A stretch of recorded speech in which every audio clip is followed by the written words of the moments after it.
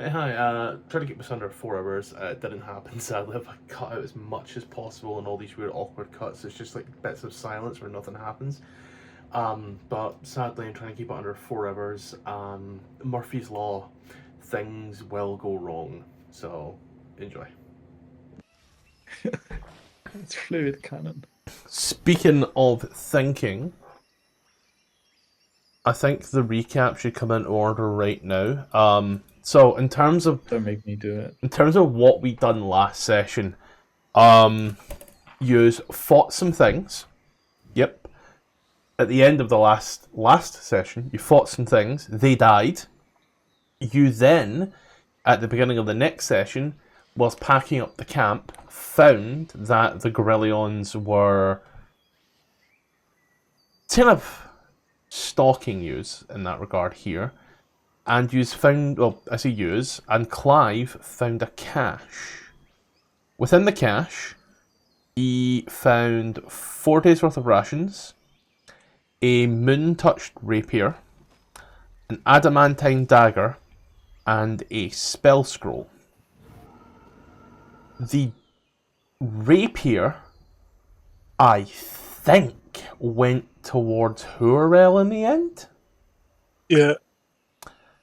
The spell Perhaps he tried to give it to Amber and then realised in the middle of combat that Amber couldn't use a rapier. Hey, she can. She just isn't proficient. also only has a +2 to dex. So your 2 hit is 2. Good I think Clive may have kept the adamantine dagger, Yes. and he gave Amber the scroll, and Amber was able to ascertain that it was a spell scroll of Entangle. Yous went on your walk, as you normally do, and on your walk yous came across a very large area of the jungle that seemed to be just encapsulated in a perpetual winter. You saw animals that were frozen in place, even fully preserved seagulls that seemed to have been flash frozen out of the sky, and a few a frozen yuan tea mid-transformation. You tried to figure out what could have done this. Asked Salida, even she was completely unsure as to what it could have been. But, said that a magics like this is something that anybody could use and could utilise. She also, our girl, got a surname. I didn't write that part down, however. No, wait, I know where I put it. I put it on her sheet instead.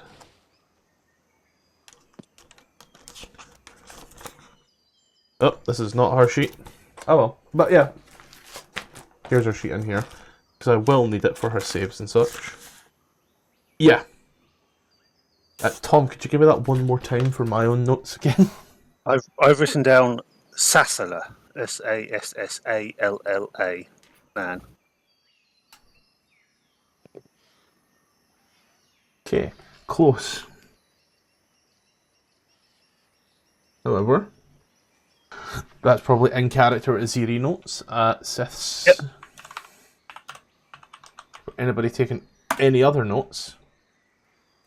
It's Sith Sada. We're gonna underline that like 3 times.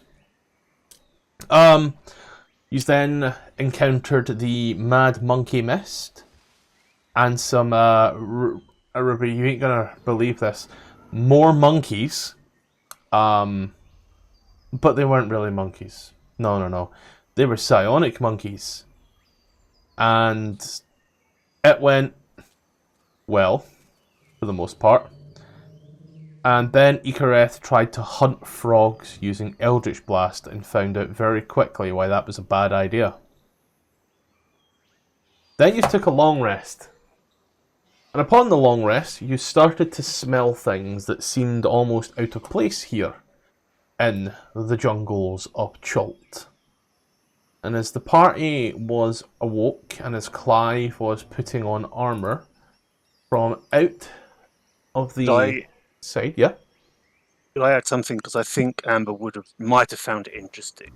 And that was, you did say that the blue mist was linked to an ancient magic that's somehow linked to rainfall and humidity, which causes it to move. It's just, I don't know if Amber would find that interesting. Can you give it one more time? So we came across blue mist that seemed to like move slowly, and we were told that it's linked to ancient magic and is believed to somehow move due to the rainfall and humidity. There's ancient magic involved in it, in the blue mist.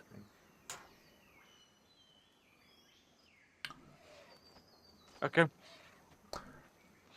But then from out of the sides, these were all ready and waiting for something to pounce.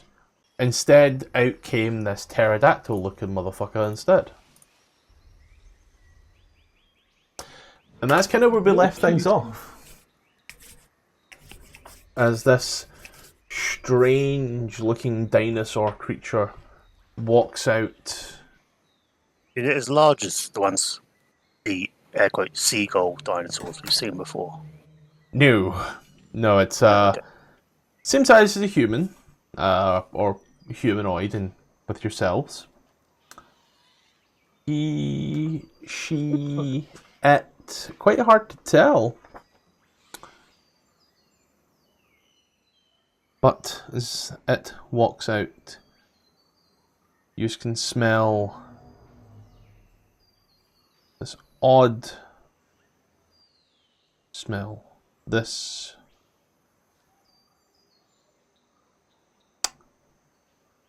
odd honeysuckle smell? It walks out with its sword in hand, looking around with like its back to you as it's walking backwards, scanning the jungle is the word I'm looking for, waiting for something else to come out.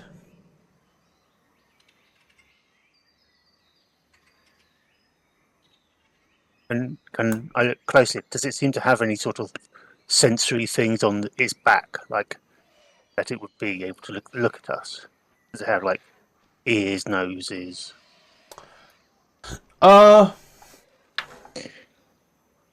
It doesn't seem to have anything like that, no. Do the smells that emanate from this creature? He will ask Itchy this because Clive cannot smell.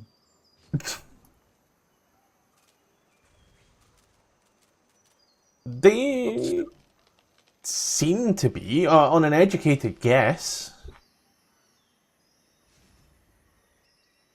You weren't smelling these smells until this creature showed up. What Clive will ask, what does it currently smell like?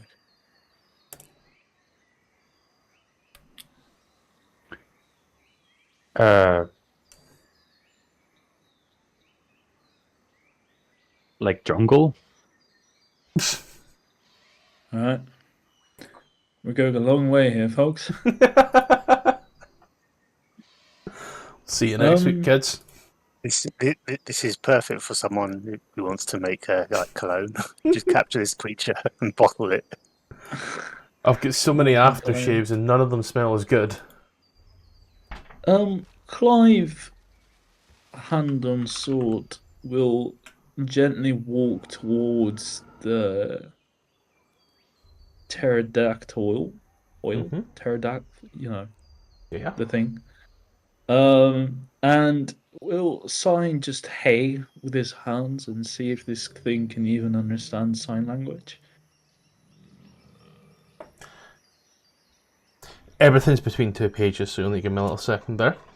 As you come up to it, you start giving it all the gang signs, and as it still holds the sword, swinging it left and right, and it kind of looks at you, and as it does, You see the area on the face where eyebrows would be, that thickish brow with the chunk of skin, and you do watch as it seems to contort itself, one down and one up, as it looks at you, and you get the smell of...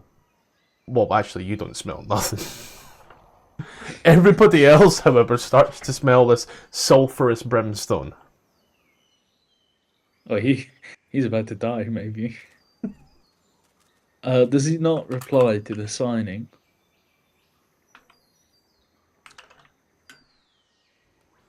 You get the impression that he does not understand the language.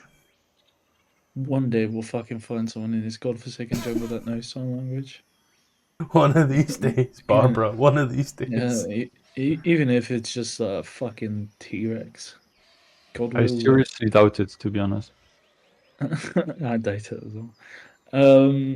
He looks like sentient humanoid, right? Wearing clothes and everything. Yeah, he's Just double checking. wearing... Basically, the photo I showed, he is wearing that, so... Or this thick cloak with like fur lining around the neck and an almost simplistic like overdress. I want to say like I guess a toga would be the closest possible real world parallel, and then just two belts. The belt has like little pictures and such. Oh, that's cute. We'll cast this on myself, and then proceed to rip out a piece of paper from the journal. Just kind of write on it, a smiley face. I cannot speak. I'm mute. Who are you? We would like to get to know you. Hopefully. Does Clive lick his lips when he says that? No, not yet, at least. If this thing gets hostile, maybe, yeah. So, comprehend languages doesn't allow you to speak any language. It allows you to understand any language that is spoken or written when you touch it. I know, that's why he's writing it down.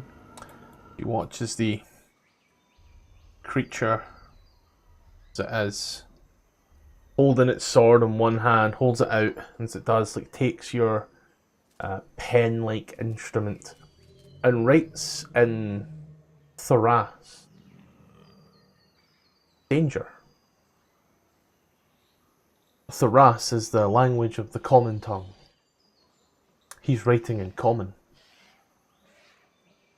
He doesn't have to. I'll write that. You can speak. You don't have to write. I think it's trying to threaten us. We should kill it.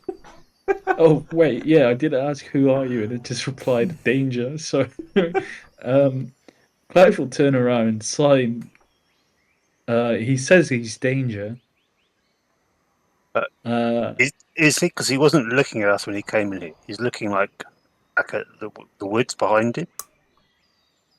He might That's a fair be. point. It might be. What do you call it? Like we had a boy back home called Horace who got kicked in the head by a cow, and he's always a bit slow and like you didn't really understand much of what he said. It'd be that this guy's been kicked in the head by a cow, and so it's just slow. Wait, hold on. You've told this story before of someone getting kicked in the head by a cow, and I'm pretty sure it was a different name. Very Yeah, common that's occurrence in the village. Brothers. Yeah, Common they've got occurrence. some aggressive cows back home. Really don't like being milked. Old hands. will write down at a slow pace, to match his thinking pattern. Do you need help? Are you in danger? Scratch him. You get no idea how tempting it is to say he writes I am the danger. It's so tempting. So you write this and he takes a look over and as he does, writes back on the paper, you are in danger, and then like underlines the you part. Alright, well, Clive will turn around and sign. Okay, it says we are in danger. Not that it is in danger. Perhaps he's trying to threaten us. Fair point. We'll write down, are you trying to threaten us? And show it to the thing. All the while, anyone else in the group can just talk to this thing, apparently. Clive, what happened back home if we gave them a yes or no? So you could, are we in danger, or are you in danger as well? Give them a yes or no, because if I they're did. slow, then explaining is difficult. I did, are you in danger? And then, do you need help? And he said, we, are, or you are in danger. Or What we. I was the forgot. next thing you wrote again after that?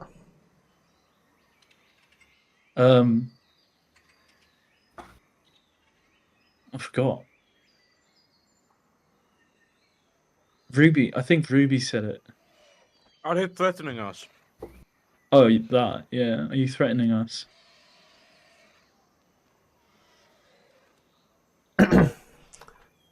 As Are we saying this out loud to Clive to ask him to write it, or are we using gang signs? I like the fact we're just talking to him, assuming that this guy can't understand common despite him writing in common. To be fair, you guys can't see what he's writing down, so maybe y'all think that he speaks Terrafolk language. As you pass this, he then writes on the bit of paper, "You are in danger. You called it out. I am here to offer my assistance." Alright. Turn around, signs. We are in danger, apparently. He's here to help. Us. And clear distinction there with just 2 letters.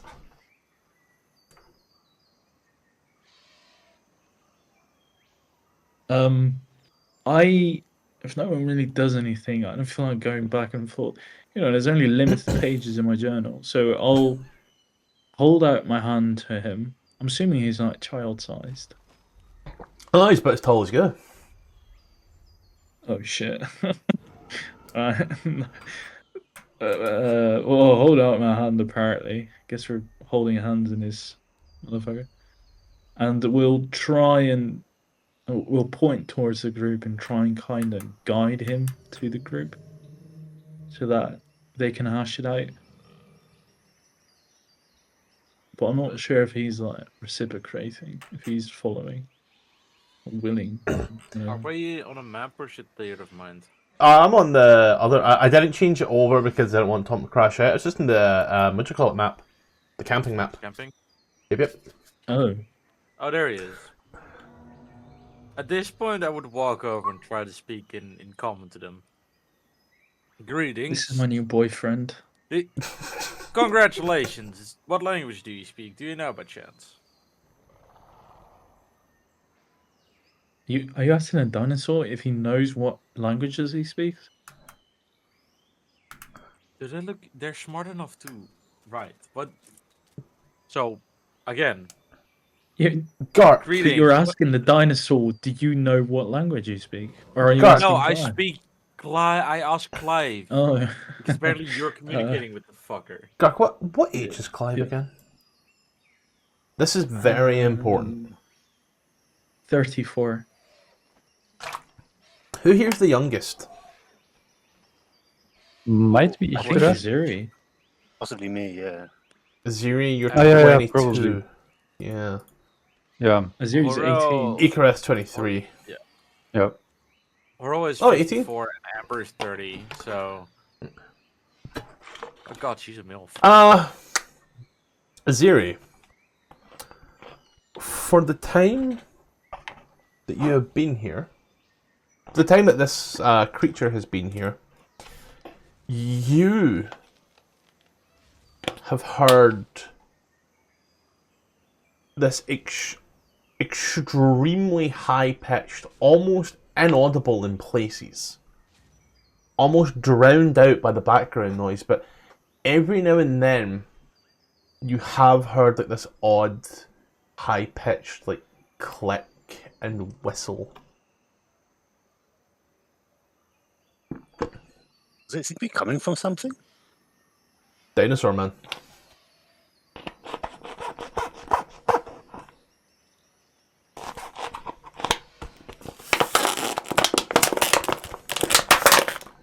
straight from him. Or that rough direction. No one else is hearing this.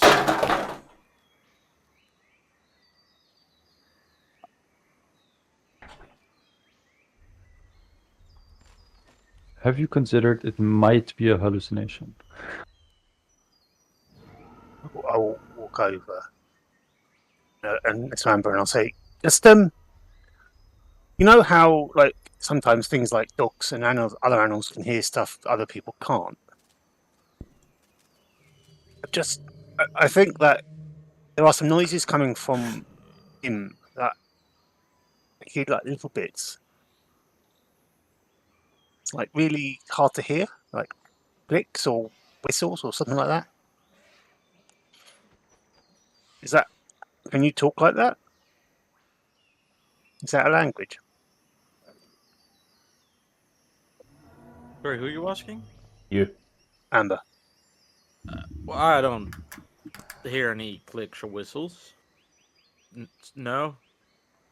I don't speak dinosaur, if that's what you're hearing. That sounds like something the noise they would make.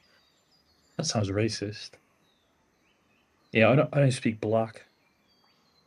The fuck? Well, Hey, she said it. if you didn't go with the racial insensitive, generally dinosaurs have a certain way of communicating, same way whales use clicks and whistles. So I would assume due to their size, dinosaurs might have a similar communication system because it's very effective for longer ranges, which for megafauna, that is, you need longer range communication because you need a lot bigger territory to sustain one creature. You know, so it's logical to assume. I'm making assumptions based on facts and not based on race. Yeah, many people are.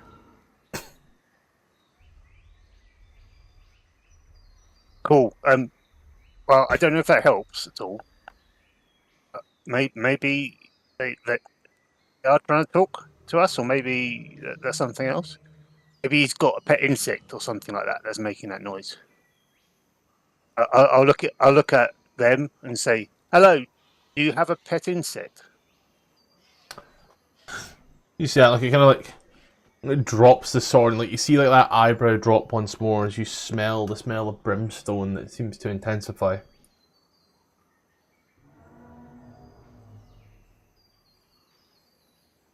Yeah, looks round and like, lifts up a foot to make sure it hasn't stood on anything. Looks at you, Clive. Looks at you, Kareth. Has no one of the group talked to him yet? Azuri just did. Yeah. I tried multiple times, but then Clive was like, "Oh, he's talking to me." What do you mean? What do you mean? I said he's talking to me.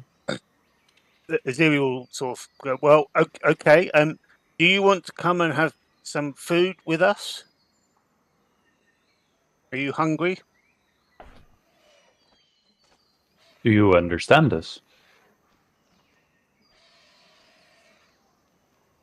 And then she'll smell. sort of just stop, like mimicking coming, like waving a hand as in coming, and then pointing towards the fire, and then sort of like mimicking trying to eat, As you say that, hand to mouth. it's just like those of you around. The smell of brimstone seems to fade,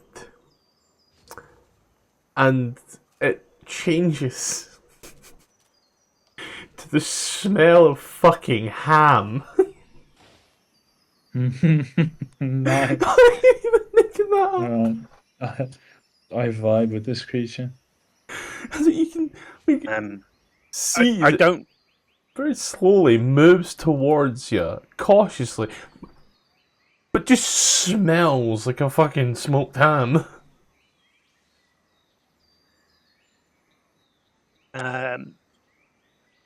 If you're hungry, we have something. You're more than welcome. Aziri is very much like an English person abroad, speaking very slow and very loudly, and using gestures. Just sounds like most American tourists I know. come. We can offer you some food. I think Clive has some. No, you probably wouldn't like lizard. Itchy might have some seagull. Do you like eating seagull? Terrible, Phillies. I'm about to transform this man's life. That was my brother. As you say that, and like you say about the seagull, and the smell of a fresh smoked Christmas ham vanishes, replaced by that of lemons. I wish I was making this up. It moves on in and like sits down, just like takes this random ass stump and like sits there by the fire, like, sheaths a sword. So Aziri will sort of like crouch next to him and just sort of do a big wave and go, "Hello," and then like hands to chest, Aziri, and then she'll like point at him, pantomiming this. It's quite obvious that he understands what Aziri's saying. Is that correct? Yeah, it's very obvious, but I don't think she understands that. Yeah. Yeah, she stood up. Aziri, and then she like points at him as if say, "What's your name?"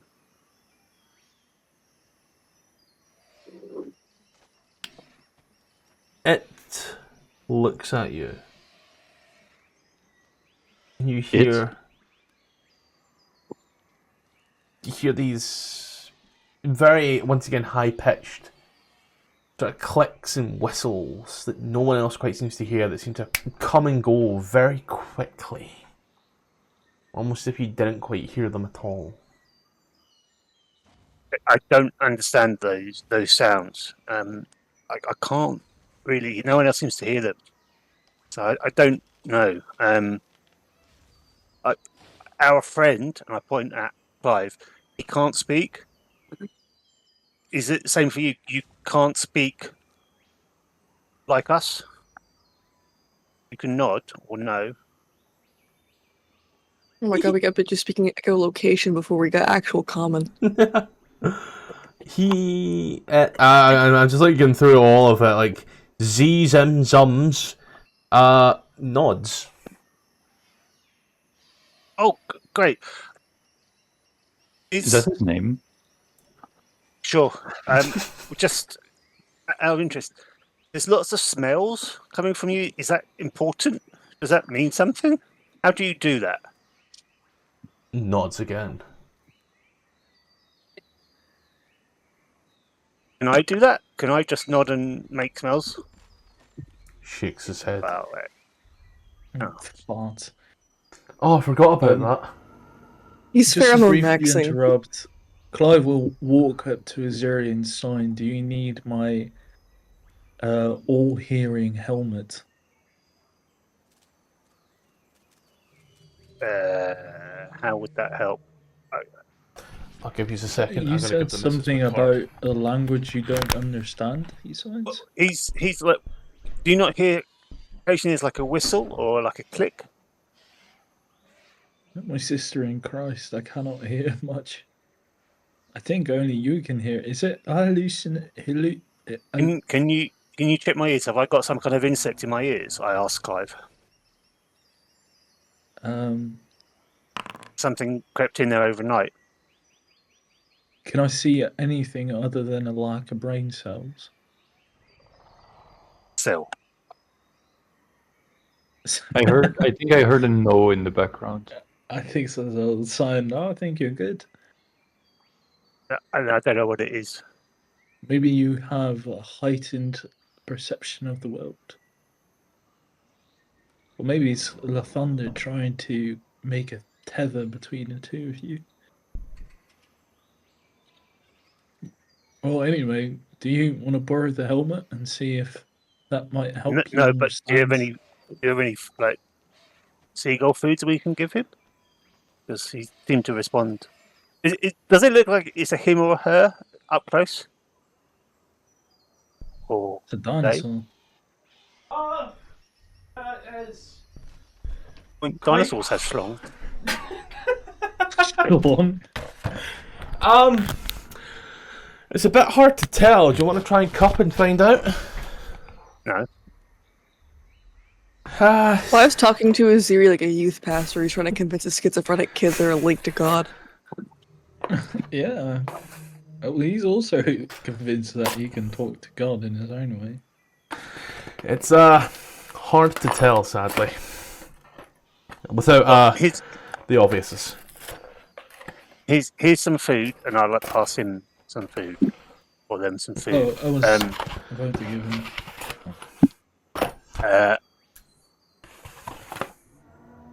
I don't think I'm the right one to talk to you. She looks around.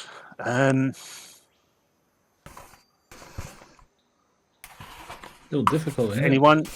Anyone have any idea? Do they seem to The smells are important. It's just seem to understand common, right? yeah, it's just eating. Like, it's enjoying the food that it's been given and just eating it as you're having this conversation.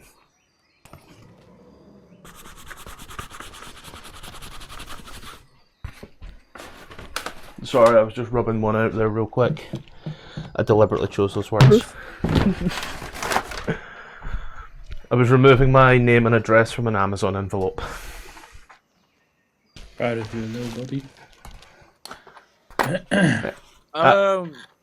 Could I figure like the? Does it seem like the smells are a way for it to convey emotion? Like it's like a second language it's speaking? I will say if that's your interpretation, it's quite hard for someone who doesn't understand the creature to, well, I suppose understand. It's a bit hard to tell what it's inferring, is what I'll say. Igvreth will come up to the creature and say, "Are you able to speak?"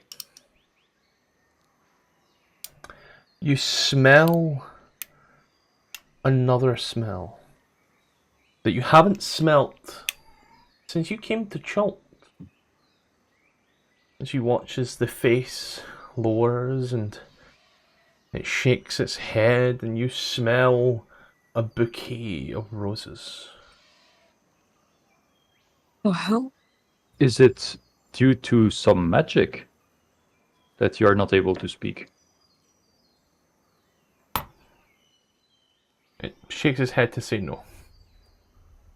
Were you born this way? It puts on some nice black sunglasses with some diamantes on them and shakes its head in a yes. I get the feeling Ruby and I both made Lady Gaga references. Yes.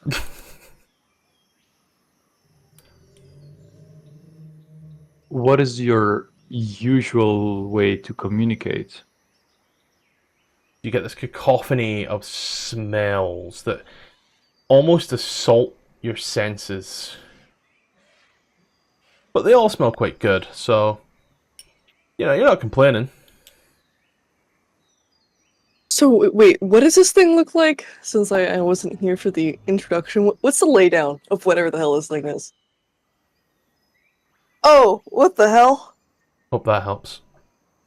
What the fuck is that? It's a selfie.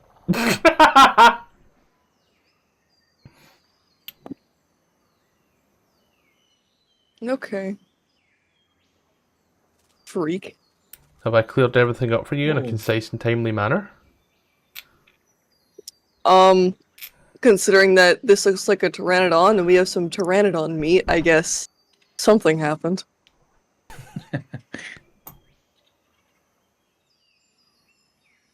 Interesting. I'm gonna go Does it missing. I'm seem right here. I'm resemble- just gonna put something on my chair, so you know. Never mind. Keep going. Don't worry. Don't worry. No, I see the artwork now, and it's more terror folk than a lizard folk. It definitely looks more dinosaur.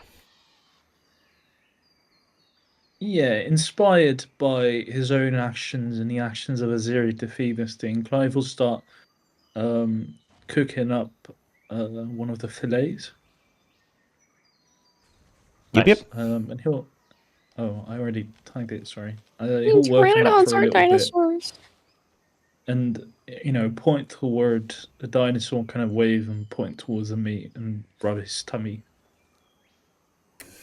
It doesn't seem to. Oh wow, why is that screw undone? Hilarious. It doesn't seem to give a fuck about what the meat is, and very much helps itself.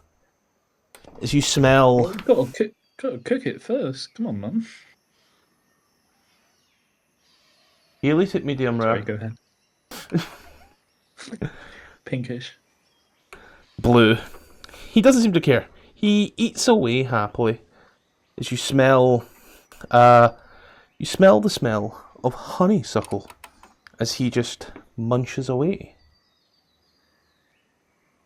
I gotta ask, I'm listening. when is the last time you've eaten blue chicken? Because I am worried for your health. I've never eaten blue chicken. However, I just said blue. I'm not a fucking dinosaur-looking guy. Not yet. Not yet. Don't you threaten me with a good time. I'll ask the dinosaur-looking guy, are you lost? You ask this, and once again, you smell the smell of roses. As he nods his head in agreement.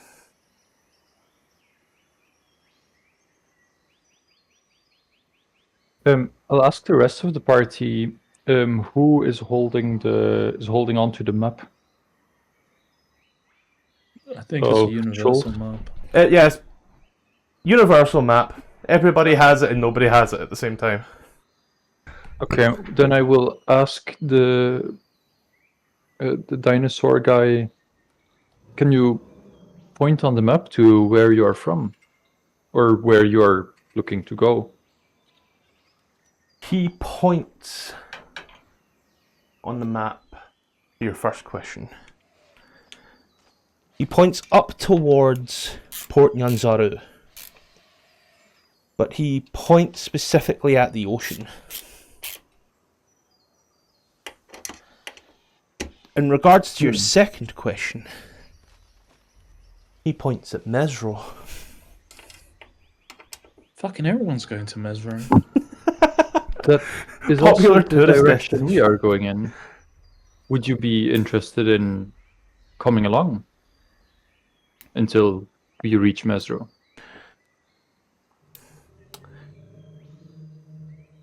You watch as he excitedly seems to nod his head in extreme agreement. And you smell the smell of lemons again.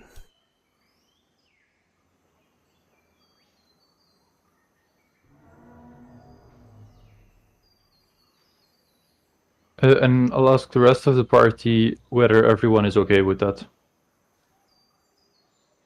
Yeah, sure. So long as he doesn't impede us, I suppose it's fine. It's ironic. Explain. But No. for I think yourself, he's calling me an inhibitor. let's look at it this way. If I was in any form of rehab, we wouldn't be friends. You're an enabler. But is there anything else anybody wishes to do? I believe I did write down watches. This was the watch of Aziri and Amber, if I'm not mistaken.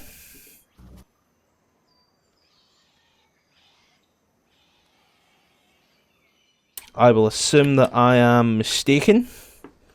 I do not remember. No, I wasn't there. I don't think so. No, because we were walking, because we came across the monkeys. This is after the monkeys, Tom. But we hadn't set up camp, because we finished on the monkeys. Oh. And then this guy came out. Yeah, of that it. is true. Actually. Oh yeah. Never mind then. Technically speaking, watch 1 would have been. I have C, which I know is Clive and Hurrell, C and X. That was For when we menus. were attacked by the Guillians or whatever it was. Because we fought that fight and then we left, and we walked south, came across the blue mist, and then headed east to try and avoid it. Hit the monkeys, and then this guy came out after we'd killed the monkeys. So I'll say now on my notes, this guy shows up after the initiative order of the Sioux monster fight. So the initiative the watch order I have there would be the watch order afterwards. We didn't leave the Sioux monster fight; we just finished it. Fine enough.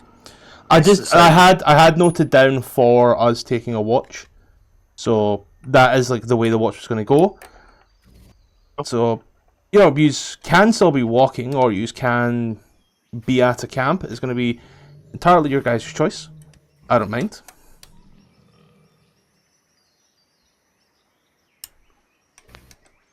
But given you've done your walk for the day, you've had your 10-mile hike, and given that this random ass dude has just shown up out of nowhere, if you all would like, I know how generous of me, if you all would like just to knock off the long rest. For free? Yeah, because this guy was was essentially what was going to show up. And I ain't too fussed if he's here now, or if he's here in, 10 minutes' time. He was your long rest encounter. You will have to sign the long rest. Oh, shit. Sorry. I'm just trying to do a thing to stop my chair from sagging right now whilst I get a new thing. Let's see. Amber, yep. Quinn. See. So. No offense, but the best way to stop your chair from sagging is to lose weight. Oh, no, I know that one, buddy. I know that one. However, the piston is extremely old. Piss. Amber, Kip, Aziri is Gark. Nope, Aziri is Tom, Hurrell, and then Icarith. And it's Clive who I'm missing by the looks of it. Clive, there you go. Don't forget to that we all refilled water on the previous day, by the way. Yeah, can I have one of the 4 rations that was given out? Because I'm currently out. Why? Oh no, wait, why do I have 5 rations on my sheet? Okay, we're good. Only half of them, mate. Oh my fucking god, what is with this fucking shit? Don't worry. If it's fucked, we can fix. Oh, there we go. Did anybody have to make a con save without meaning to? Yes. I'll sort you in a minute, honey. I don't understand the whole thing of whether boxes need to be checked or not. So you don't need to check anything because you have access to everything. So you just click the 2 ticks and then that's it. You have full rations. You have full water. When there's no water, you have access to half water. Does that make sense? Yeah. The For me, it Brutus took use of my water skin and rations and still asked for exhaustion. Did you have it ticked that you also had access to half? Oh, I might have. For me, it did not take a ration or water. It just said that I didn't eat or drink and gave me exhaustion. I just dragged it from my inventory into the box. I just peed myself. This is going to be a running theme. There we go. Oh, should I just take off exhaustion and manually remove the water skin? Yeah, How many grown men does it take to figure out one long rest system? Tom's got it. Brutus's exhaustion is finally fully gone, isn't it? Yes. Okay, I cannot take off exhaustion apparently. You should be able to. Yes, fuck you, that's why. Ah, there. You gotta right click it. And then I'll take off a ration and 1 water. There we go. Nice, nice. So, I'm about to cut a bitch and it's a chair. As you rest up, good rest up, very well. Everything is, everything's fine. Strange night in the jungle. But, you rest up rather well, all things considered. There are no issues that arise as the next leg of your journey settles in. And as you pack on up, you see that your good friend... I've just got oil on this shirt, I'm a fucking idiot.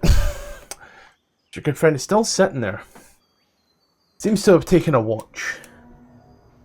Whoever wakes up first sees him just practicing like military moves as he swings the sword, and he seems in an almost zen-like state as he does it. As you awake, the first one out, you once again smell the beautiful smell of fresh lemons as he waves his, I want to say hand? Yeah, it's got 5 fingers, that's a hand. He waves his hand at you before going back to it. He watches. You've been Solida. Just watching this guy, almost hypnotically entranced by it. As his moves are almost perfect. Does this seem like a blade singing type fighting style, or is it a lot more, it's still just aggressive but fluid? Aggressively fluid. Okay. While Like the water others are rapids. packing things up, because Clive wants to take an opportunity to not pack things up. I thought you were going to say an opportunity attack. No. Would be funny. He'd go up to the dinosaur with a little piece of paper, and on it says, could we spar? It looks like you are able to perhaps teach me a thing or two. God, I hope he beats your ass. Well, yeah, that is teaching. He will It's like judo. look you in the eye. He will look at your bit of paper. And he will write on it. This early in the morning and you want to start with an L? Right. Like the letter L? Yeah. He just went out of space. Why is this dinosaur talking in Gen Z speak? Could Clive make an intelligence check to see if he's up to date with kids slang? To know what L means? Yeah, sure. My rank He'll teammates. just nod. He'll just nod.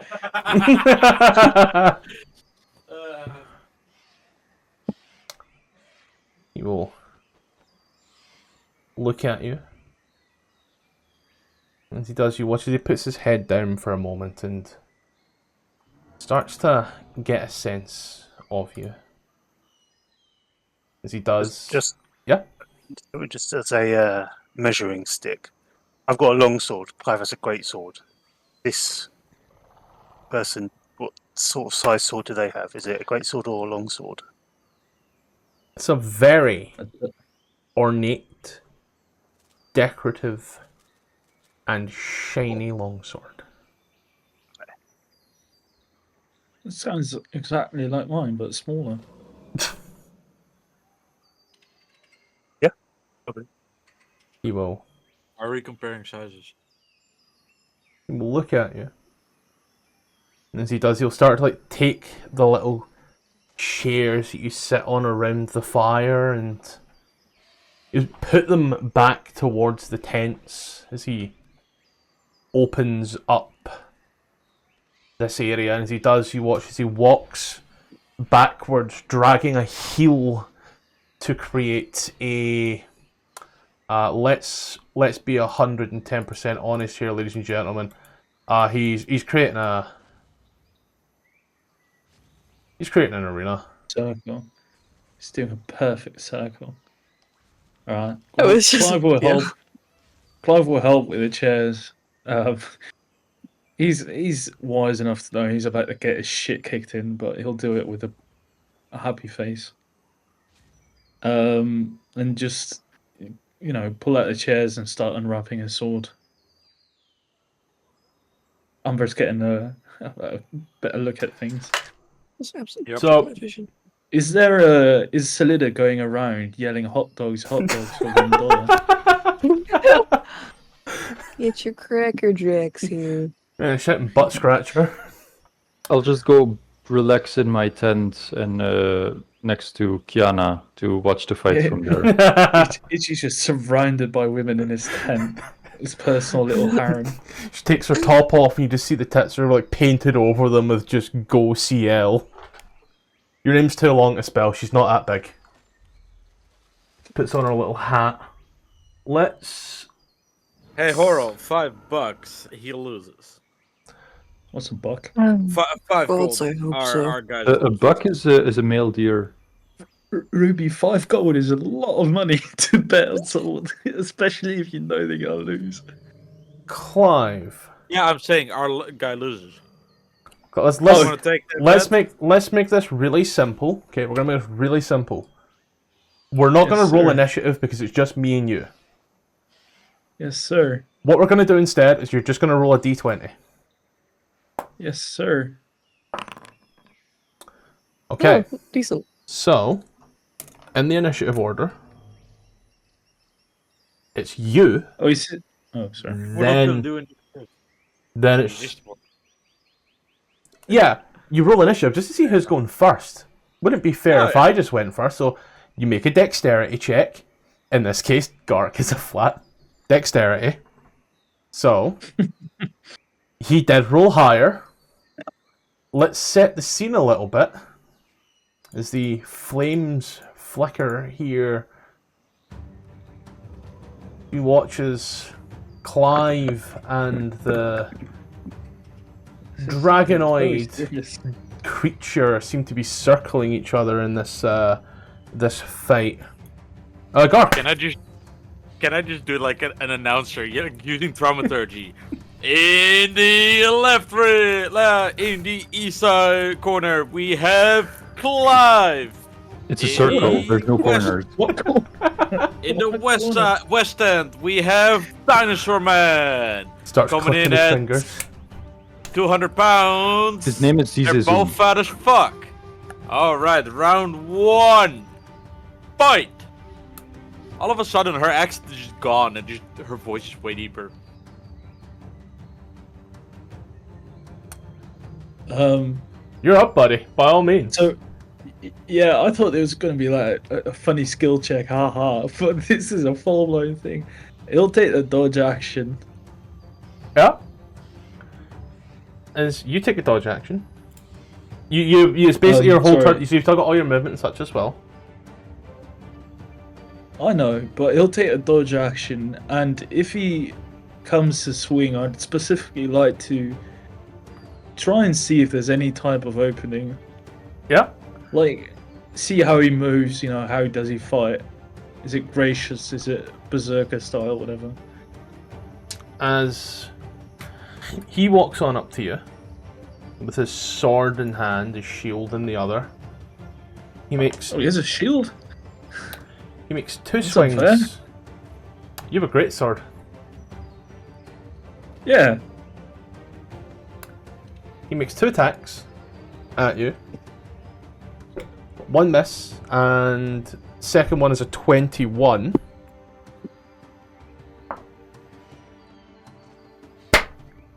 For Alright, 6. do I die instantly? Oh wait, no, you For had 6. disadvantage, sorry, so second attack actually. He actually misses on both attacks. Sorry. I completely forgot about the dodge. As he looks at you, you can see like, the shine come down from his weapon on each of the swings.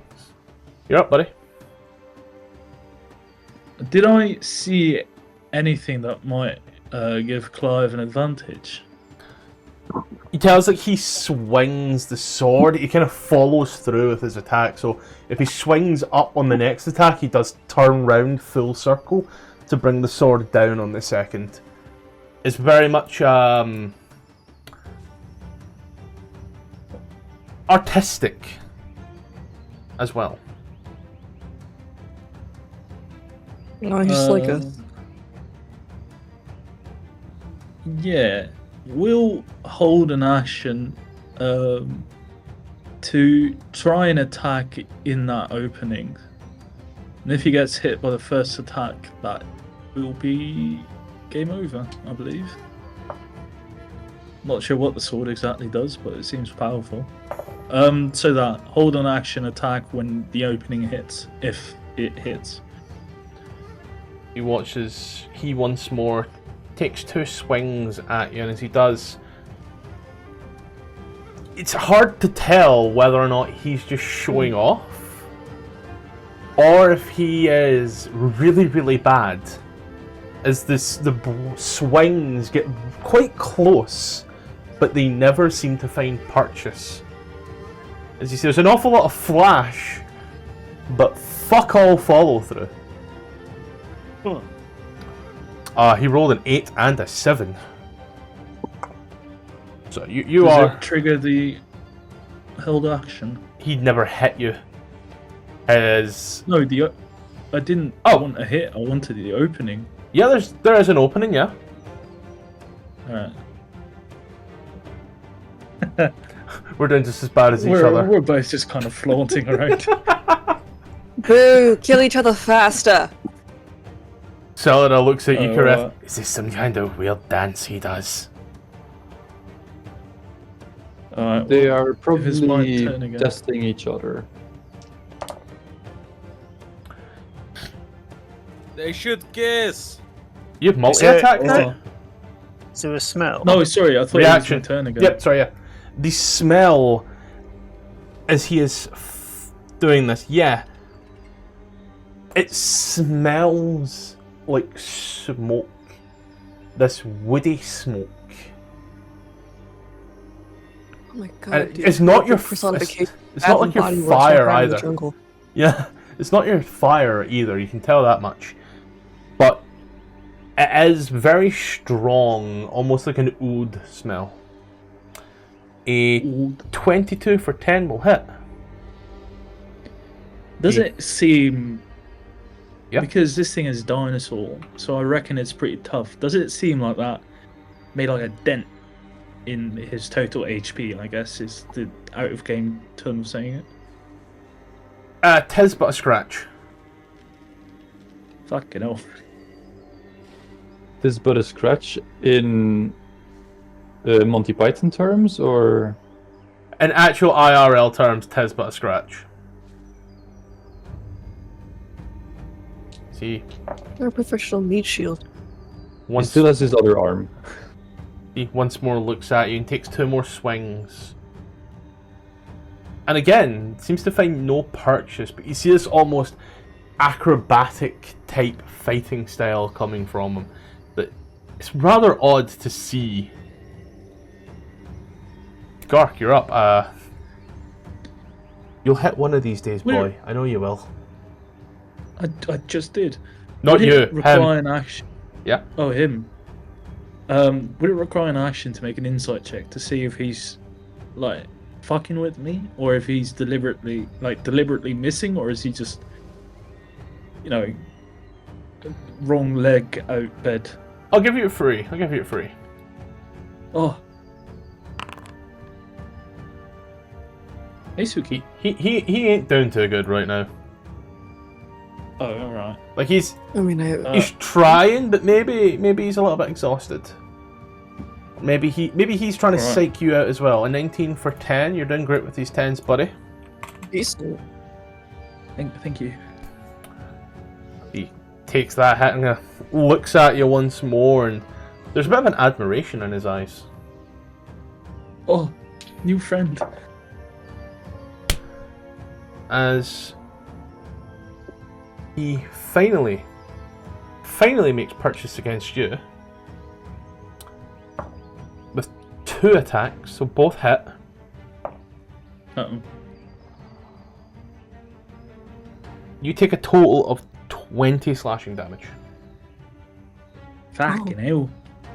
He does 10 as well. But Was it? Yeah. On average there, yeah. As he kind of hits you, and as he does, he like nods and like takes a little step back.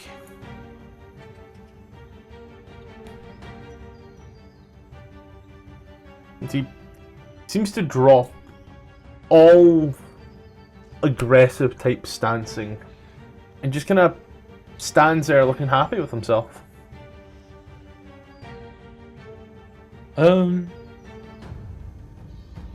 Yeah. Clive isn't arrogant enough to not recognise defeat, so he'll walk up, drop the sword a little bit and hold out a hand with a crooked teeth smile. He chops your leg off. Starts eating it. It's for Chaz, my brother. Sleeps under you. You down, you kind of put the hand out, and like he puts a hand on your head, and as he does, you all watch this very similar looking. You've seen it before, as this magic seems to come over, and Clive, you just heal to maximum hit points with no vocal component, and no material component. You just feel this holy light seem to come over you, and as it does, This guy's awesome. Can we keep him? as it does, now that you are up this close in reverence of this man, you see this man, this creature, this thing, you see what he holds in his hand for the first time. Because I'll say right now, the artwork is just wrong on so many levels. Is it a Holy Avenger? Final fantasy ass weapon. Yeah, it is. What the fuck? Alright. What mate's running out here with a Holy Avenger? Would Clive recognise, because he's wielding a sword that used to be +3, will you recognise from the appearance of his that they're like on equal level?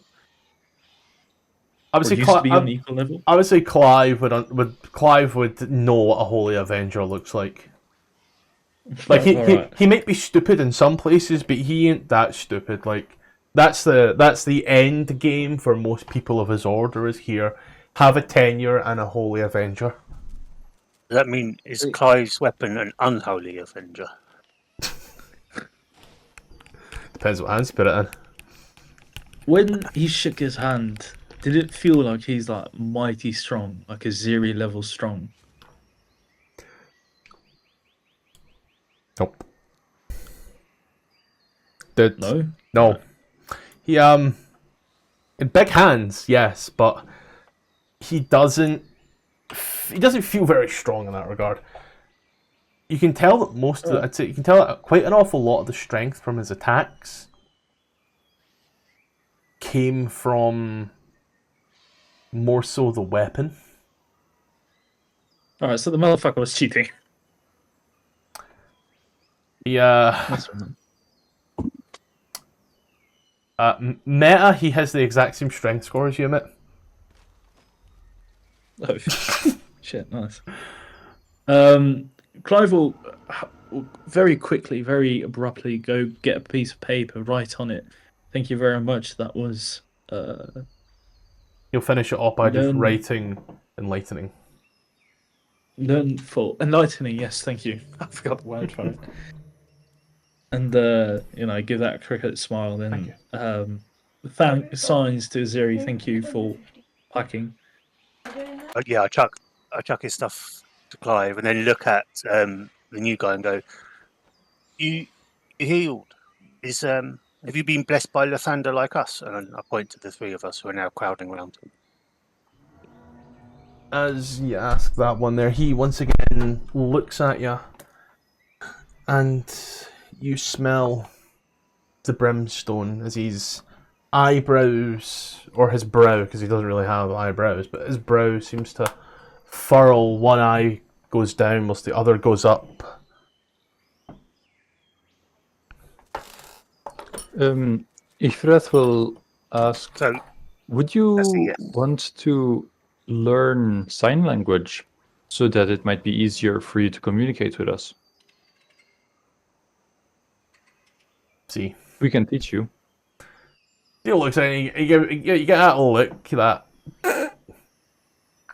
almost that smug superior look of not. Yeah, almost that little bit like insulted, like.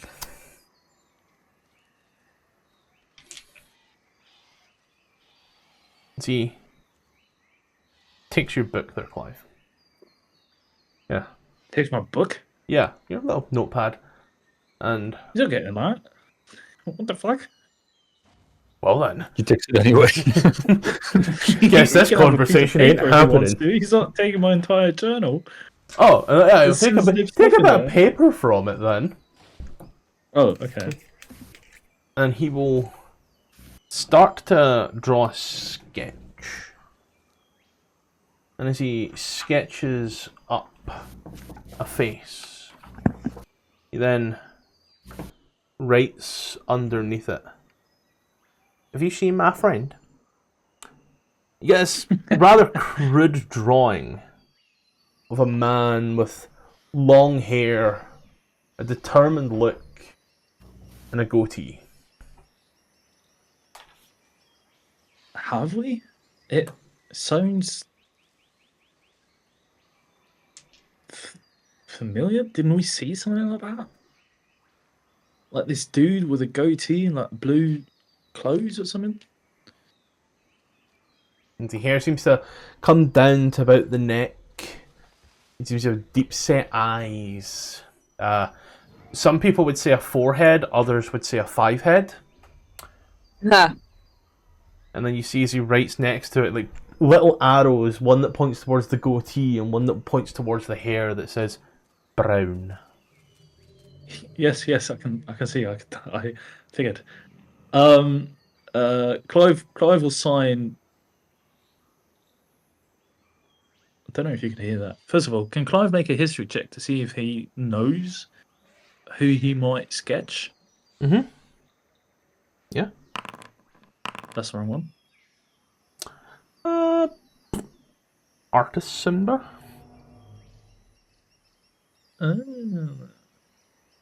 Okay, that name means very little to me. You're right, it doesn't, but an image probably means a lot more. Yeah, okay. Blue clothes, or blue background, whatever. But more so, name means nothing to me, as in Clive can't recall what artist Simba is doing. But he'll write down, oh, yes, the Simba fella. I'm guessing he's going to Mesro as well, isn't he? Everyone seems to be going to Mesro these days. Shakes his head in excitement. You once more smell the... This is going to become you once more smell the smells of lemons. I want to smell the ham again.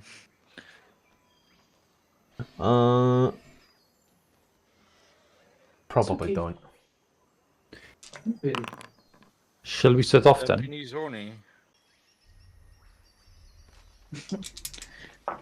When did he smell like ham again? When Aziri offered him to come into the camp. Horny, yeah, very much. Or like social anxiety. Either of the two. So far we've got roses, honeysuckle, lemons, Christmas ham, sulphur burning, and wood smoke. That's a lot of signs. Would I see, and within a history of 15, recognise the drawing? Yeah, you recognise it. It's a rather well-produced drawing. That's Chappie. Yeah, we saw him a few days ago. Just draws a question mark on the paper. Shows Clive, the Clive saved him from We recently goblin. found where he came paper. through. Oh, the little masked fellas. Yeah, that's it. He was being bothered by some little mast feathers, and Clive saved him from them. And then he stayed the night with us, and then left. Yeah. Gives that nod and look of understanding. That fucking makes sense, doesn't it? Unfortunately, and I look over at Serda, he got lost since then, so we don't know where that was.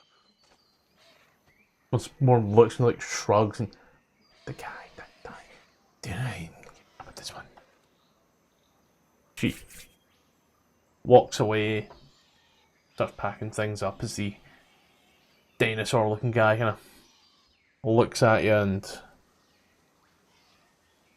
he kind of writes down on the paper once more. If going to Mesro, should find friend.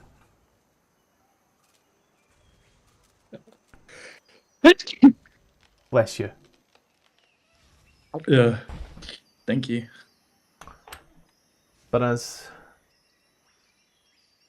the rest of you are all packing up and doing everything, who's leading charge? Who's taking charge? Clive would like to. Yeah. Gotta figure out where we are again in this map. He'll ask Brutus's eyes again for help. Little +2 to perception. Yep. Would that grant me advantage? Any chance? Yeah. Gotta do my numbers, don't worry, buddy. Good heavens. Ooh.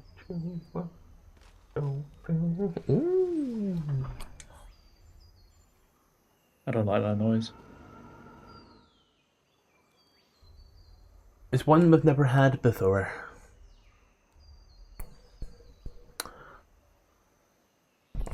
But as you start making your ways around, moving things through, gotta get to the roll table stuff, don't worry. Don't think about it too much. Heading through the jungle once more. As the night comes in, or is in, you hear the small natterings of Celida. Everybody else looking round, and does she looks at you there, kind of comes up behind you there, Clive, and she does kind of whispers into your ear. Ugh. Are you going to tell them that you are lost?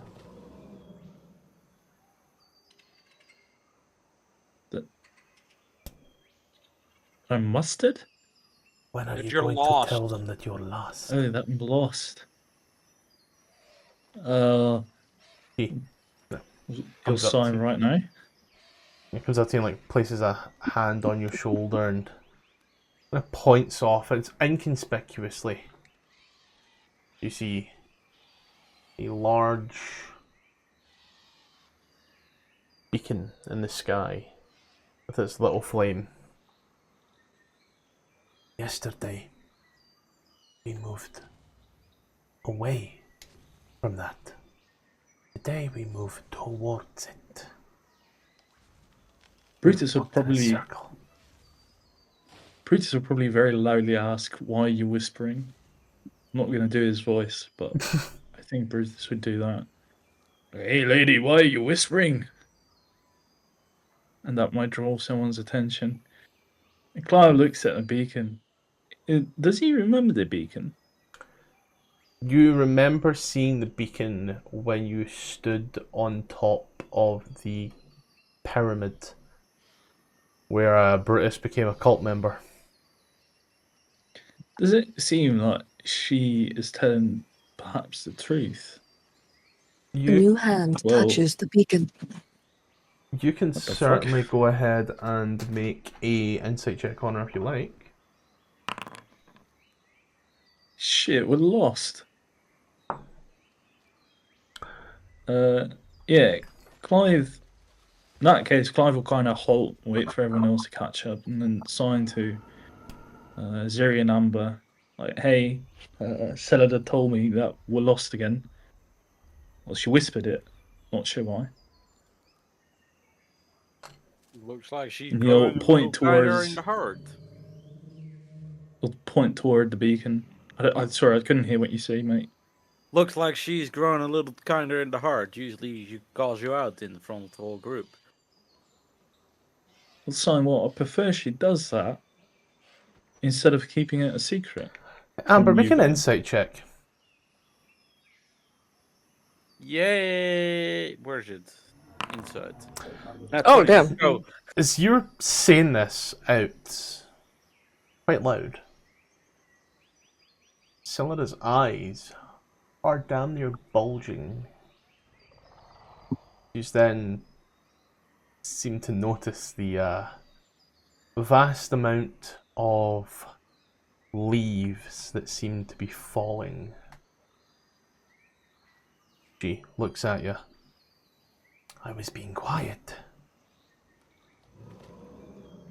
Because large creatures hunt at night. I don't want to become dinner or breakfast. Okay, so why the fuck? Clive was saying, okay, so why the fuck didn't she say that earlier? Like, why not start with that instead of letting us talk loudly and then say, oh, by the way, you need to be quiet?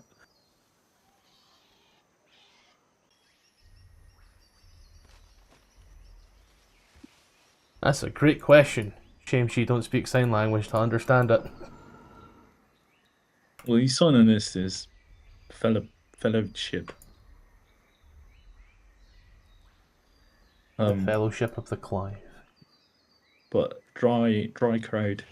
Okay, so what now? He'll look at Beacon and he'll kind of look at the opposite way, I suppose, and If it's start nighttime, guiding us up. if it's nighttime, can we even see the beacon? It's rather unpolluted skies here for the most part. Rather clear. You can see quite far, as it is a beacon of burning fire. If anything, if during the nighttime we should be able to see it better.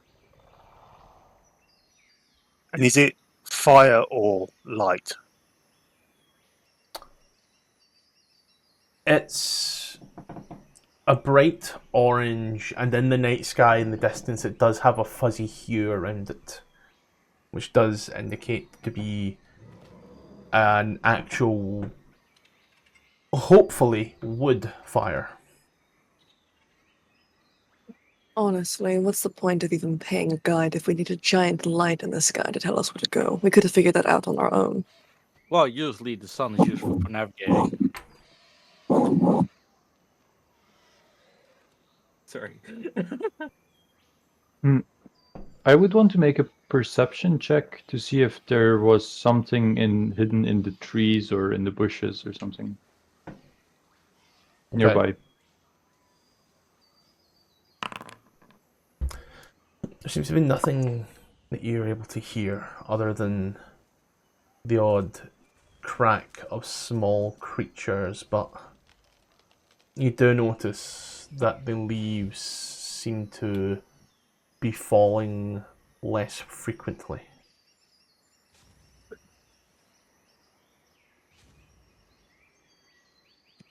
Where the leaves were falling earlier, I would want to just Eldritch Blast into the tree. Oh my fucking god. Tell me you're a warlock without telling me you're a warlock. And I just, the moment I see him cast a spell, I just run my full speed the other direction and just dive into the nearest bush. Should I roll for it, or? No, that's alright. It's you. Yeah, up and then like poof, as Amber like jumps. Watch this in the sky. Celera is looking at you like Kiana is looking at you, and at this point here, even the strange dinosaur creature is looking at you. Was that necessary? You start to smell ham.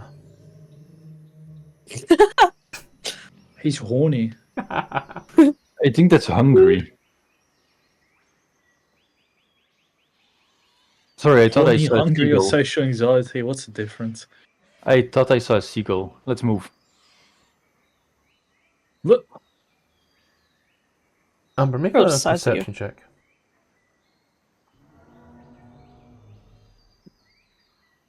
Who? Amber.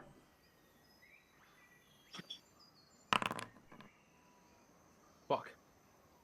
As you are around, stand up and dust off as you look as the party's all the way over there, some 30 foot. You start to move forward, and you don't smell the ham. You just smell something quite, I want to say, rotting. Could I try to follow my nose a little bit, very carefully? Yeah? I want to figure out what I'm smelling. You start Before I do, I want to message Horel. I'm smelling something I'm going to investigate. Because I'm not going to be yelled at for running off again. you start to walk, smelling the smells and taking it all in. You look around. As you do, you can see there seems to be this beating in the puddles. Ripples that seem to emanate from the middle outwards and then back in. The smell of rotting is getting stronger as you are Yummy. moving towards it. Amber, I'm going to ask you for a stealth check. Okay. Oh shit. So you are walking around. Been the dinosaur the entire time, just following you. Would Aziri have a general idea that Amber is wandering off? You're not like going with her, but I would say Aziri's noticed that Amber's been gone just a little bit longer than someone that jumped away for a moment. Like the moment of Eldritch Blast has passed. As you are. Aziri is going to be the group, but she's going to be start looking for where Amber thinks Amber might be or was. You are walking through Amber. Trying to be quiet. And you should have cast Eldritch Blast to the bush where Amber jumped in. Oh, sure. Now, what the fuck? I'm not going to. I just wanted to ask if I can. Aziri, make a survival check. Just a track. I don't like Amber wouldn't have walked off further than like another 30, maybe like Yeah, but 60 feet. You Like- you didn't message Aziri, so she just Yeah. notices that you're no longer with the group, and she's just starting to see if she can work out where you might have gone. That's all. Would No. it be safe to assume that Brutus might follow her? Or am I insane? Brutus, I don't think so. Gart's He wasn't playing, walking. Gart's playing Brutus, and Well, as Tom has pointed out, and as Ruby is also very much aware, there are many combats that Ruby spends on her ass that Brutus doesn't. So her running away like that is makes sense. As you are walking around there, as you start to move around, looking. It's at that point there, Amber. You are moving. You step onto something. You hear a rather loud snap. As you do, you then hear a rather loud roar and we're going to take this moment to say roll initiative. You are surprised. Oh, So it's fuck a off! disadvantage. So it's a disadvantage. There's no Yes. combat at the current scene. What's the scene? Oh yeah, sorry, here's the scene here. I was just gonna ask if I could follow God her. damn. God damn it. How would I be surprised if I was What the actively fuck looking is for it? That's a troll. You would be surprised. I mean, I can 'cause see that. It has now moved this close to you. You're looking for something based off of smell. It's heard you on the snap. No. It rolled higher on perception than you did on stealth. Purell, I'm going to need you to roll that d20 again, because it should have been at my fault. disadvantage. Oh, wait, all of us? Oh, Yeah, all of you. lucky for me, I have a feat that will save me here. Where did that come from? It's Direction. If not this is letting the me roll one, again. So, it's not. So the 2 stays. I'm going to be honest, Fox, I wasn't going to ask you to roll any lower. Like, you're the bottom of the initiative, whether you like it or not.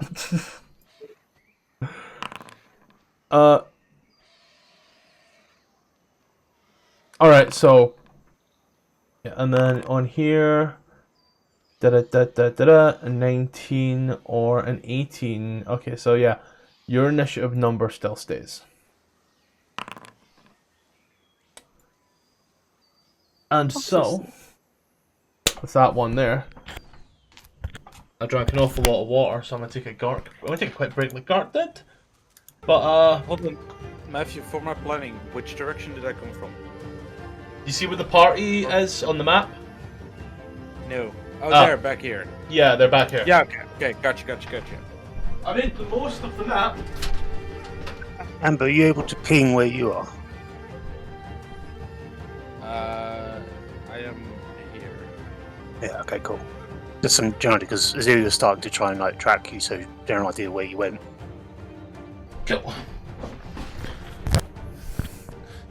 Tom, I will allow you an additional 15-foot expenditure of movement as you were moving off. So I'm going to move you up 15 foot closer to Amber, okay? That's alright, I'll just do it as part of my move, it's fine. Yeah, okay. Yeah. And you're up. you can't just come in here holding a snake. What? I'm just started wandering off towards where Amber was.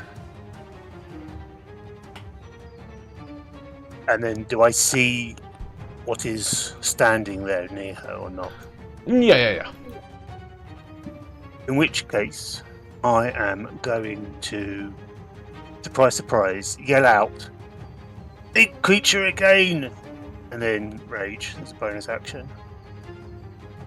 And then, hopefully, I am going to pull out and throw a javelin at it. Yep. 24 for 8 will hit. And that is my turn. Okay. Average 4chan user's turn. It's. Am I mastery in javelins or not? Let me just check. Hand axes, sickle, and great club. No. Yeah, cool. How many multi-attacks do we get? Ah! Sweet. It is... This is actually crazy. That's Amber fighting Amber's player. Wow. I don't use 4chan. I think it's still shut down as well. The troll will immediately be moving as it gets hit, and you watch it starts running, and then as it does, seem to almost stop as what it was tracking, and it realizes there's right there. It's gonna make two. Yeah, it's gonna make 2 attacks against Amber real quick. You know, safe not sorry and all that jazz. Amber, 18 for 13. Yes, Hellish Rebuke. Saves. Takes half of 15, takes 7 damage. Amber on 13 will take its second attack against you, Amber. A 23 for a further 8. As he just kind of runs before moving towards Aziri and will try to just swallow Aziri. Aziri 16 to hit. Yeah, that hits. So that's 9, which would half to 4. It takes away my 10. Nice. And then it is Hurrell. You just hear this.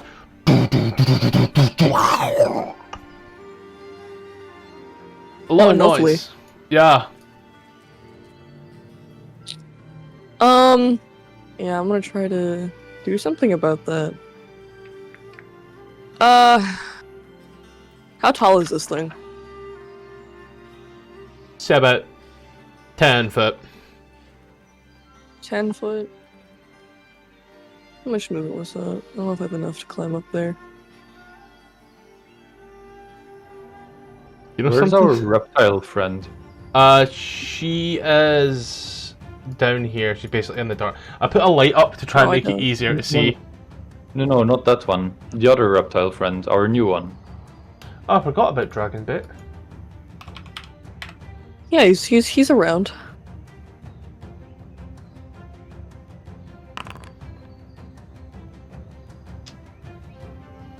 Brother, what's your... +1.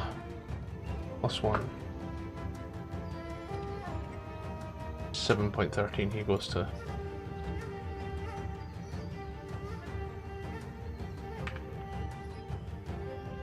There we go. Oh no. Optimistic Kiana became unhinged Kiana.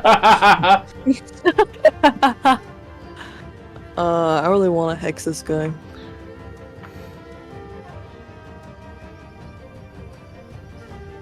I think that's the right one. Or no, it's in my passive. Sorry. There you go. Is it within 30 feet? Yeah. Alright then, I'm gonna... Is this thing... Does repelling blast have a weight limit? Or is it just... No. Just goes. Surely not. Just goes. It just goes? Awesome. Well, we're gonna certainly try this.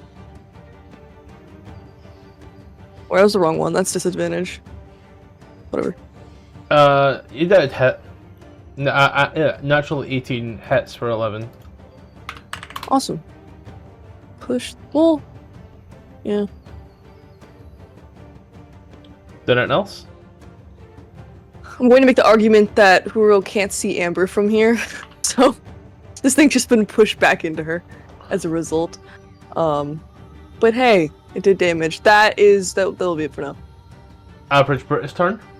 Does that include your hex bonus? damage? I forgot about that and I've already added it in. Okay, cool. Proficiency's +2. You. Rate of sickness, a 16 for 6 will hit. No, yellow. Get up, boss. You can do it. Boss. And we'll use this on her. 9 temp HP. Got it. Can he move a little further? He can. He'll stand side by side, the mighty warrior.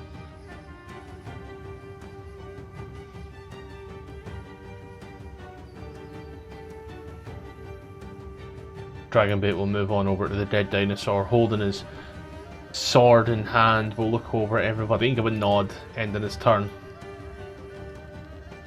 How does invisibility react with opportunity attacks? Disadvantage.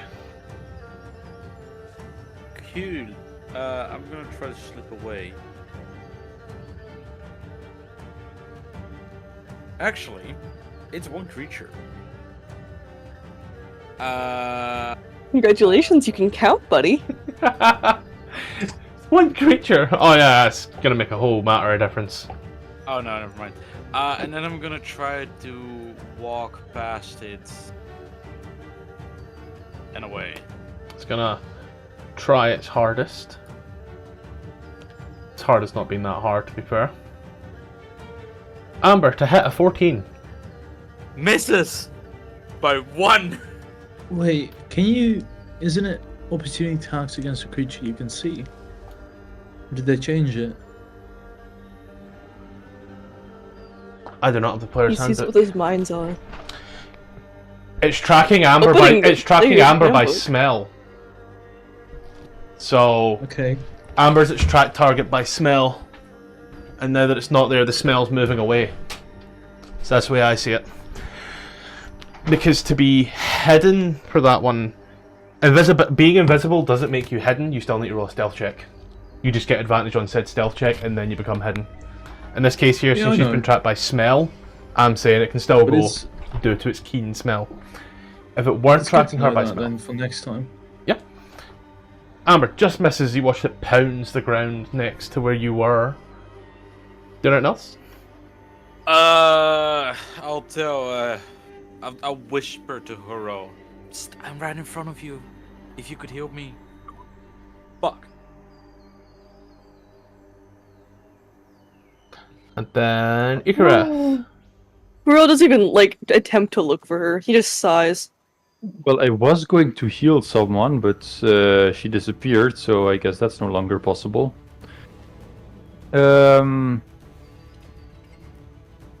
Okay, I guess I have a few options here, and I'll use the regular one. A few options. The regular one, a classic.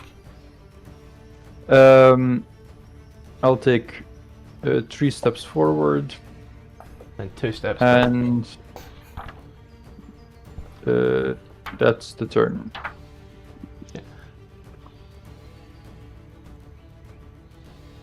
I thought as much, guess. Not auto-procking, which is rather annoying, but sure. Clive. Clive will make a low tone grunt and point at the creature and try to command it to approach. Now, why the fuck would you do that? It's the 1v1, bro. It's the That- 1v1. Don't know why I put command on there yet. It hasn't made the save. Never mind, And it's also failed the because save. Clive thinks. Okay, well, So yeah, Mm. he's coming to he's coming towards you. He's failed the save. oh, he failed it. Well, Yeah. Clive thinks that Amber is still there, and he knows that she almost dies every combat. And he'll stay here. Zeri.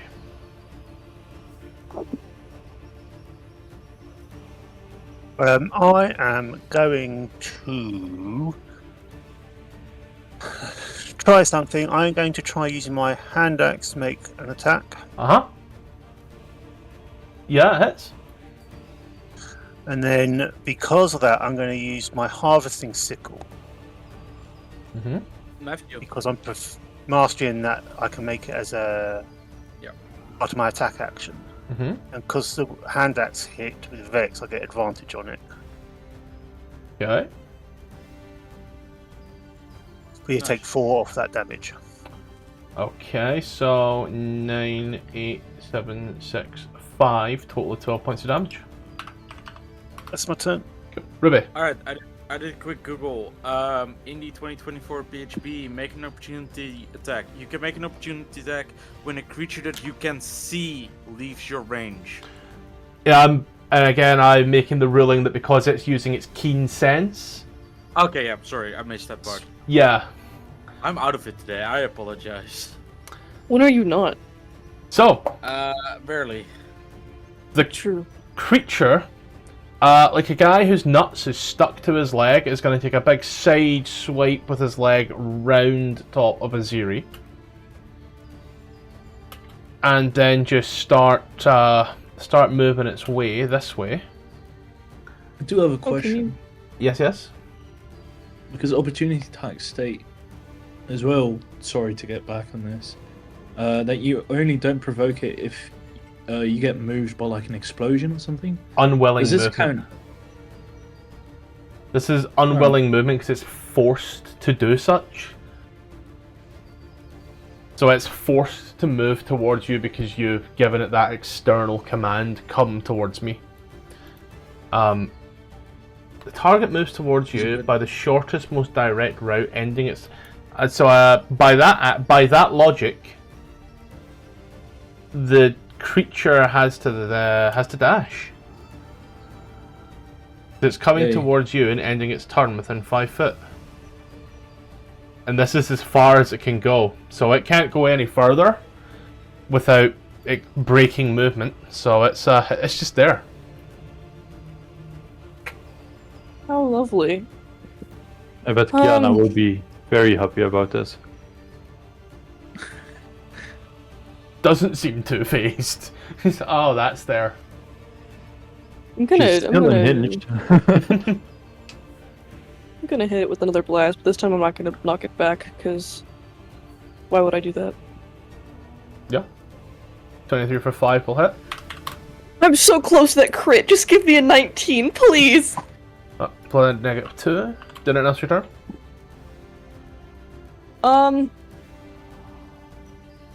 No. It's the Wait, British what allows turn. you to- What allows you to crit on a 19? Hex Warrior. Yeah. If I hit it, I get a 19 or higher, then I crit. Because I'm cool like that. Crossbow. Will Fuck. miss as he... Didn't else. Yeah, let's just move up. Actually, not that far. You smell the smell of lemons as Dragonbait rushes this creature. The sick fuck is enjoying it. A 3 and a 1 as he runs just swinging wildly at this fucker. Amber. Amber is gonna... Ooh, now we need to hit something. I don't have a spell.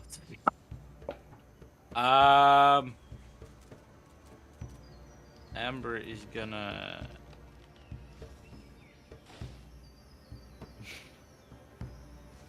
Let's see. That's a risky play, but it would be funny. I'm trying to figure out what the best course of action is here. Oh shit. I wish I was as smart as Amber. Oh shit, what Gurk? No, but Claire speaks giant, but too late. I'm gonna move over here. And then firebolt with advantage. Why not fireball? Not level 5 yet. Because she ain't balling. Total like of that. 2 is your... But only 2 damage. That's so disappointing. And then I'm gonna step here. And that's my turn. She takes like half cover behind the skull. Incorrect.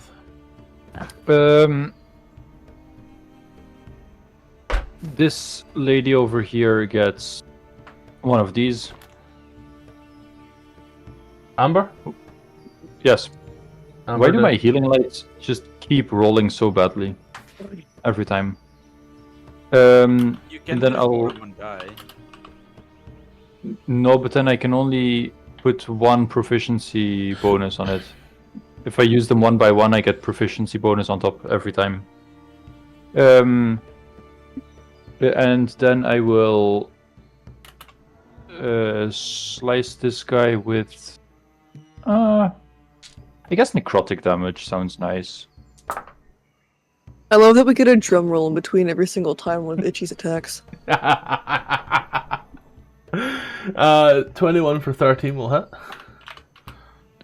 And then I'll move over here and around the troll, and I'll end my turn there. Yep. Pebbles, as you're Up. standing there, you're watching as Kiana's hand is moving and she's looking up at this creature. But as you walk on in and slice a bitch, and it drops, you Oh, watch wow, as that her was- hand. Single troll, it's. That was so Wait, did easy. I Kiana really kill it? don't trust it. No, you did. You killed it. Oh. Gives a thumbs up to Lemon Man. Oh, And, why is it classing um, Dragonbait as a creature here? Sorry? I was like, why is it giving you over 3,000 experience? And it's like, creatures too. Dragonbait, what? And Clive will walk over to Curl, try and grab his hand and point it to the troll, and take out his little adamantine dagger. Otto sort of like looks at him, shrugs and nods. Might as well. Would it be, what kind of check would it be to harvest it? I'm going to say now, for this particular gaunt creature, and how it is, I'm going to say it's going to be survival, but quite high to get anything from it.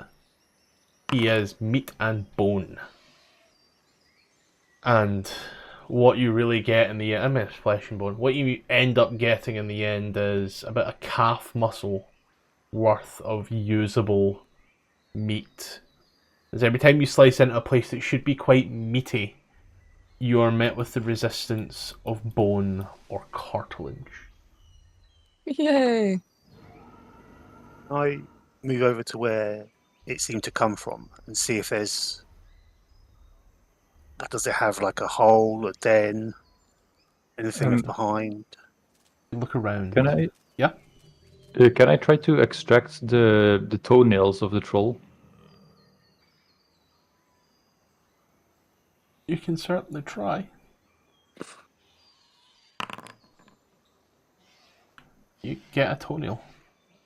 Just one. It's his big toe. Okay, well, Does the trolls look like they self-groom? Like, that's a big-ass toenail. Aziri, as you are... Do they groom Welcome them round. in the same way XQC does?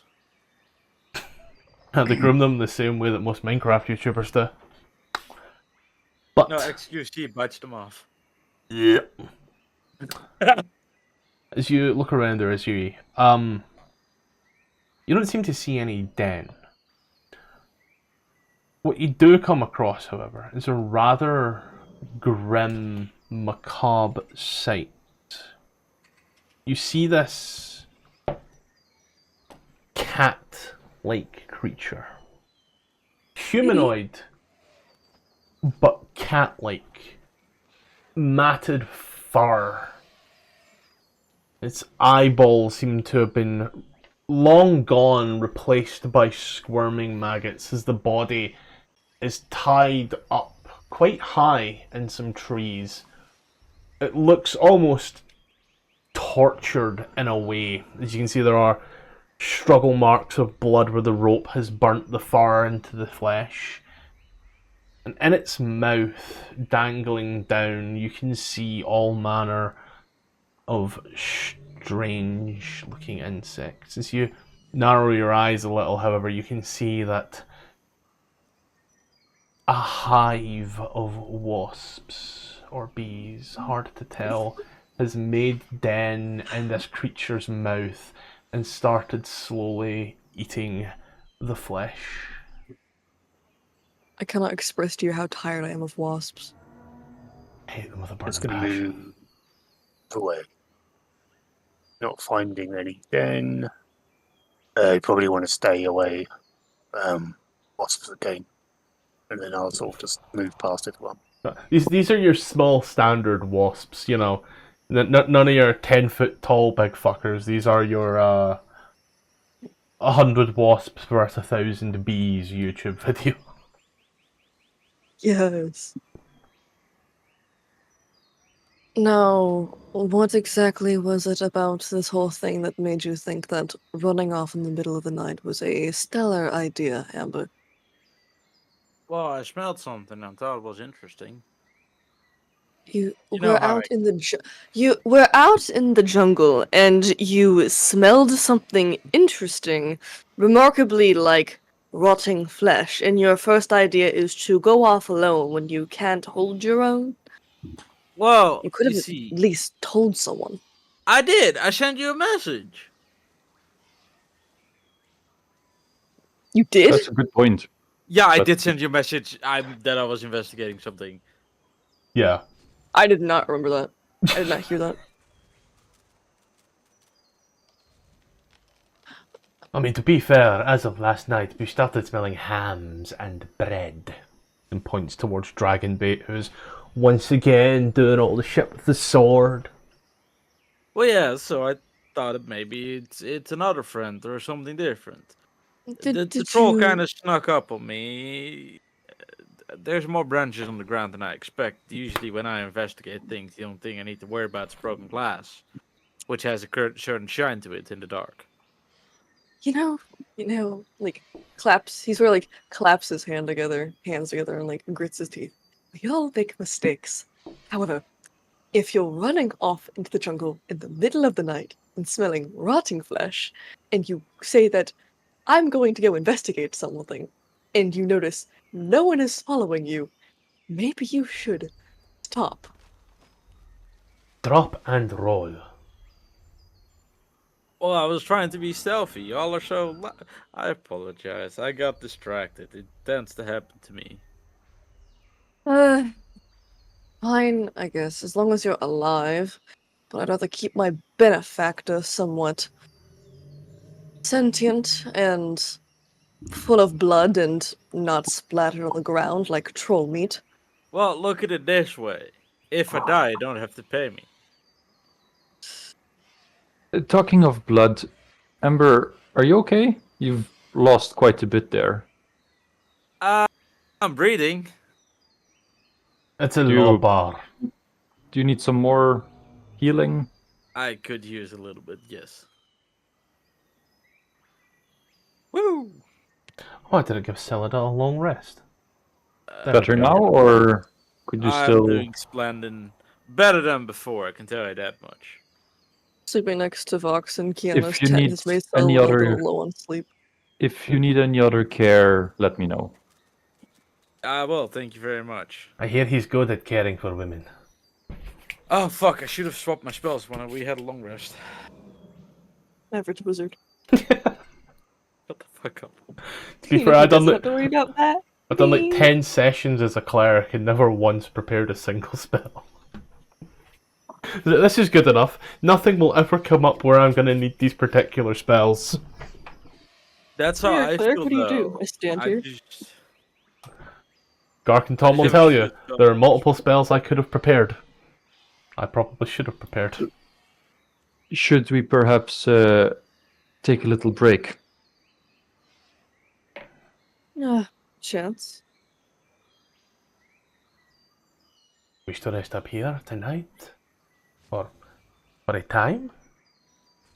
Just for a short bit, for Amber to catch her breath.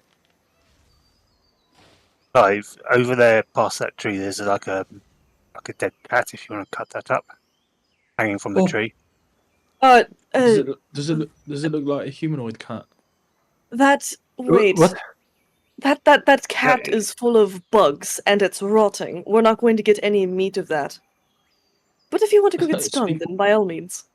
Speak for yourself. Does it look like a humanoid cat? Yes. Very much so. Oh my god, dude. It's even wearing trousers. Oh my Yeah, he'd god. like to pull it down to harvest it. Oh my god. You mean you want to pull Trousers? down the tree? You want to pull down the beehive? Okay, buddy. No, the body, because it's hanging from the tree, wasn't it? Yeah, well, Yeah, it does. the body that's infested with bees and wasps. He doesn't see the bees and wasps. He got a 5 on his wisdom check, alright? He sees me. It takes you about 5 minutes or so as you find how this thing is hooked up. As you manage to cut it down in the body, you all hear like the branches snapping and then this solid thud followed by this of like swarming insects. Gark, I'm gonna ask you real quick there, buddy. Could you just go ahead and make let's call it a dexterity saving throw, shall we? Yes, sirree. You, my friend, managed to take about 4 piercing damage. Not much. Could have been worse. From the wasps? Yeah. And no poison damage. Can I continue harvesting? Yeah, you... Wait, did this damage happen in 6 seconds? Like, is this a swarm of wasps, or was this... This is a swarm like of... a minute? This is a swarm of wasps. Alright, so this happened in 6 seconds, right? Yeah.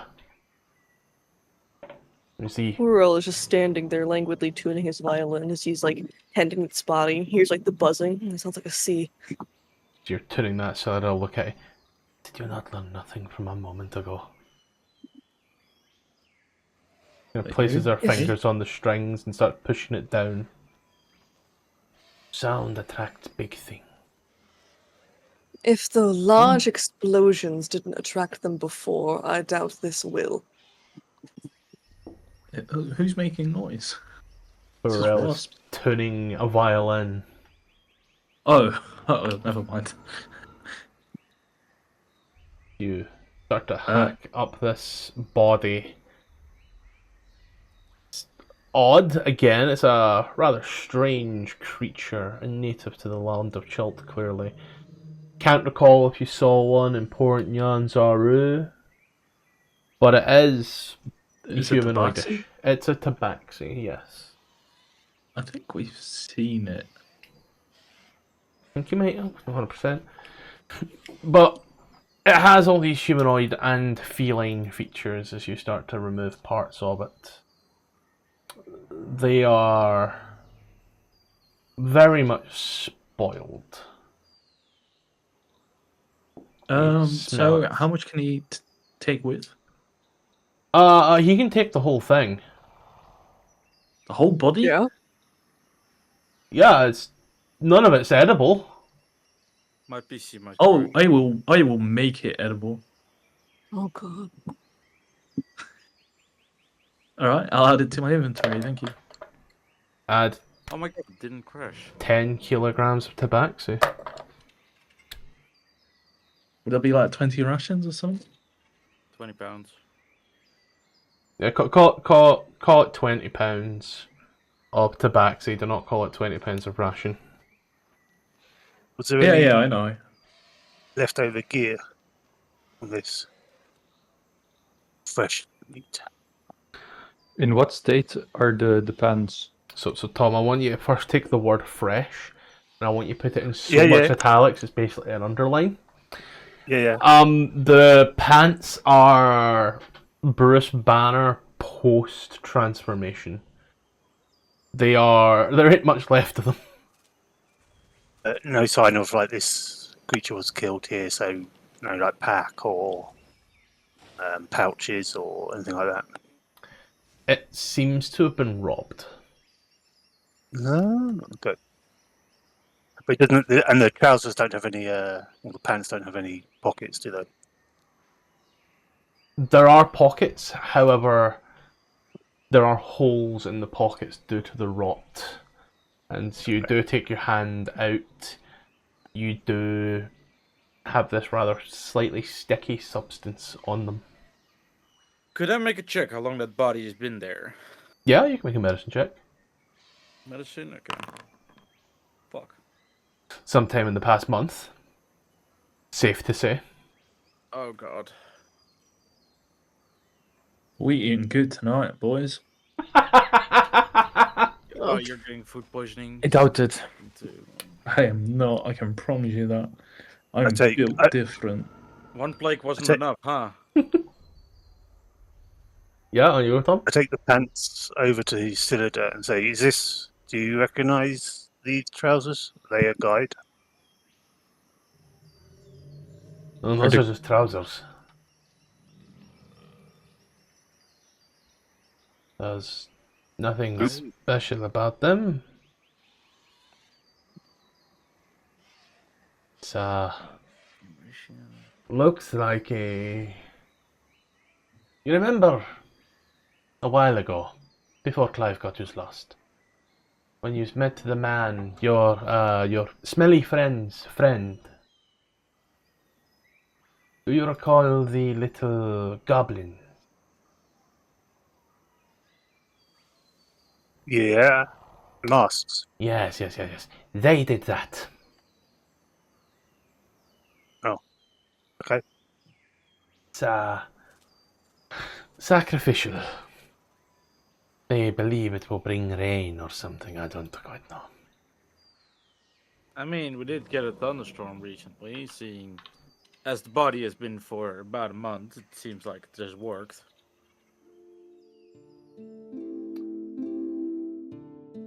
Hey, hi, so this is probably a good time to go ahead and put a pause on it, take a break, do whatever we need to do. We're going to go through some quick adverts real quick, and then we'll get right back to the game at hand. First and foremost, we are still available on Patreon and Coffee. Links are above, name is above here. There is now a ton of maps for different AD&D modules, some Dragonland stuff in there as well, and some stuff that I've actually used in games as well. So go ahead, take a little look. You can support me on there if you wish. You can just subscribe here. Dealer's choice, either way. It's got stuff on it now. Now we are still partnered with the guys over at AdverntureOn. Yes, we are with them. Community of now over 1,000 members who are here playing D&D. Be that Play by Post, Foundry, Roll20, Owlbear. It's there, ready to play. Plenty of DMs, even more players. Open welcome community. Links below and also on screen. Enjoy. So there's a go live time. This is when games will go live here on YouTube and you'll be able to see them. So that is firstly in the Europeans, 8 PM CEST, 7 PM GMT. In the States, that's 2 PM EST, 1 PM CST, and 11 AM PST. On Mondays we head up to the frigid north of the Sword Coast once more to Icewind Dale to face the rime of the Frostmaiden. On Tuesdays we trade the frost with the tropics as we head down to Chult for Tomb of Annihilation to stop the death curse. On Thursdays we keep things eldritch with Vecna, Eve of Ruin, the 1-20 game where I even bring in new dungeon masters to run it with me as a player. Things are getting weird now. Keeping us firmly in the northern part of the Sword Coast, every second Saturday DM King takes me and a bunch of mates through the lost mine of Phandelver where we try to find the obelisks and what lies below. I managed to stay in all of my clothes the whole time, so without further ado, let's get back to the games. What can I say? The uneducated masses are prone to superstitions. They don't realise that it's all just due to the heat and the rain and the participation and the cycle of life. They believe it's not just to the stupid people that do it. The highly educated have the same kind of things. They just call it differently sometimes. There's this thing that developing wizards do when they try to explain a new spell. They have a little duck they talk to and then explain it to them to catch their mistakes in the arcane language. I am not familiar with this, though I know no wizards, only shamans. It's something the city wizards do whenever they're developing new spells. Ah, I will be sure to avoid these crazy people.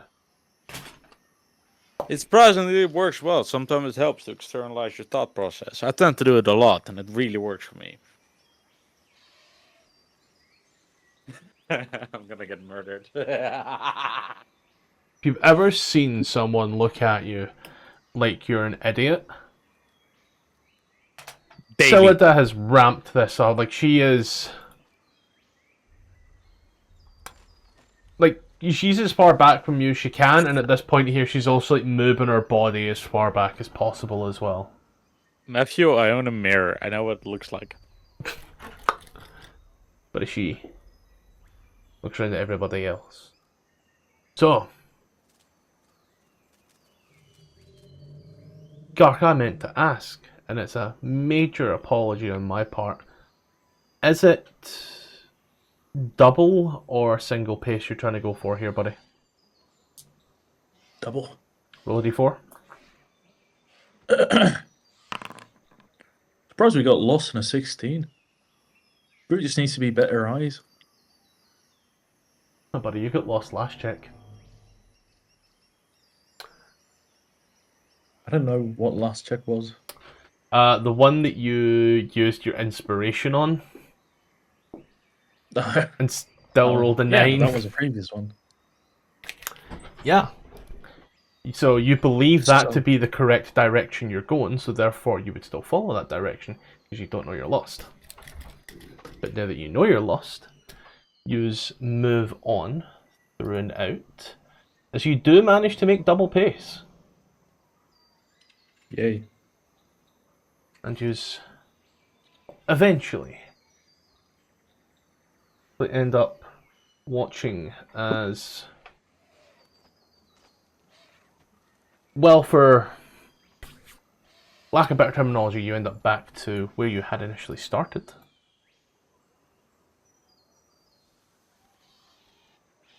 The weird pyramid originally started? No. Started the day. You have managed to do 20 miles under such good weather because I forgot to roll for weather, so sure. But as you are walking about, making your way through Insulira, once again, just giving you information in regards to the tabaxi, or what little information she knows about them. Makes you aware that they are a cat-like folk. They're very good at climbing, very agile hunters, and most importantly, they have, like most things in Chult, tribes all over the place. And that we are lucky that you have not run into them already. Clive will sign. Oh, they must be delighted to see that I bring back one of their brethren for proper burial rites and not at all shooters on sight.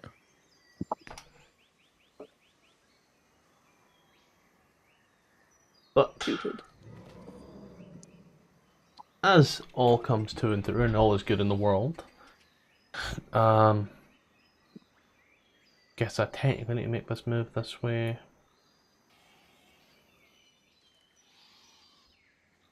Bump and bump as you watch as day breaks on your day in Chult. You are once again forced to set up a camp. I'll give you guys a little minute. I just quickly need to jump to the toilet.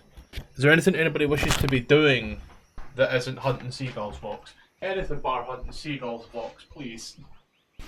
Hunting monkeys. I walked into that one. Can Clive hunt seagulls for a change?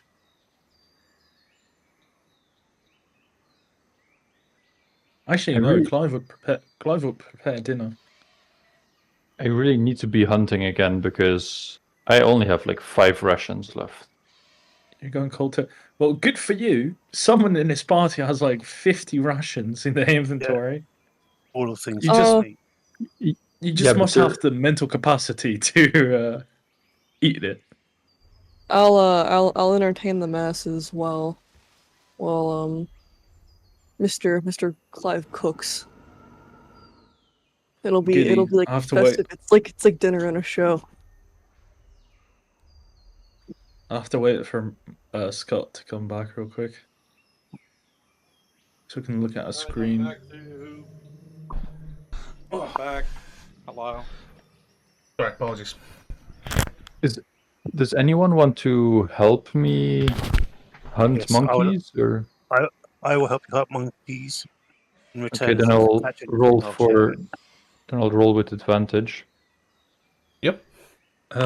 Do you swap out prepared spells during a long rest or after? After, when you wake up. When you wake up. Oh shit. Fuck. Alright. He will. Let's see my repertoire. Yeah, it'll saute some cubes of lizard folktail. Just add a nice little steak to it. Hopefully, there's some herbs in the environment that you can use. And we'll use up. How many party members do we have again? 1, 2, 3, 4, 5, 8. 6, 7, 8, No, 9. 9. Fucking hell. Well, Salida can fend for herself. Clive hasn't really taken a liking to her. So 3 cubes of lizard meat gone. 3 steaks gone. And then 2 rations gone. There we go. That's everyone accounted for. Does my... Who doesn't have a ration on their sheet? I think I still have some. Does my book tell me anything about foraging, or did I already ask that? Nothing about foraging. It's all about monsters and creatures. Oh yeah, well, let's guide the monster. Wait, Yeah. did you ask about who has no rations? Or what? Yeah, who doesn't have any rations? Well, Clive is currently doing it for everyone. On Well, their some of them. sheet, so then that way I can add a ration to their sheet so they can take a long rest. I got you. Aziri is not eating clothes for cooking. What the fuck? But I put so much love and effort into it. Sure. Your love and effort is filled with bugs. No. The tabaxi is for a later date. It's like what Moroccans sometimes do with sheep, where they bury it and then 6 months later they dig it up. It's like that. Fuck you. I forgot what it's called. Of course you did. I'm now morbidly curiously googling this. Grave digging? My parents once ate it when they were like married for a few years, and they went to Morocco. And in the middle of nowhere, they got this offer, and it was a big thing apparently to this family living out back. So that was one of the worst things they've ever eaten. Clive seems like the kind of guy who would eat like Italian maggot cheese. Don't tempt him. With a What good did you time, call him? or The only thing that I can see is sheep's head, which still isn't any better, by the way. Like, just Gark, that's actually crazy though. You're willing to eat a rotten cat, but not aubergine. man's got to I have some eat- fucking standards, box. Is that considered necrophilia? Eating a rotten cat? I eat a lot of aubergine, like in real life or in game. In real life. I eat so much eggplant. It's Yeah, I bet you insane. do. Wait, didn't you say that was the thing you didn't eat? Or was I don't like it. you don't like but I it? do eat it. But because my parents are vegetarian, so everything they make has fucking eggplant in it. no, that's why you're like this. Yeah, I eat the thing I hate the most. That's not true. I hate cheese the most. Wow. Who hates cheese, Right? freak? Me. I think Greth. it's disgusting. Breath, as you are looking around this area for the monkeys, being aided by Aziri,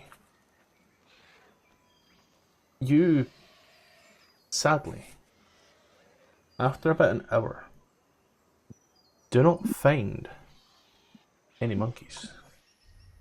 Waste that damn, Oh. a damn good 18. Area seems devoid of monkeys. I would like to add in the Pepsi sound effect. Aw. I will say there are a few creatures, I will say monkeys that you do find. However, they're already dead. And they're actually human. And they're dead. They seem gaunt. And it looks like they have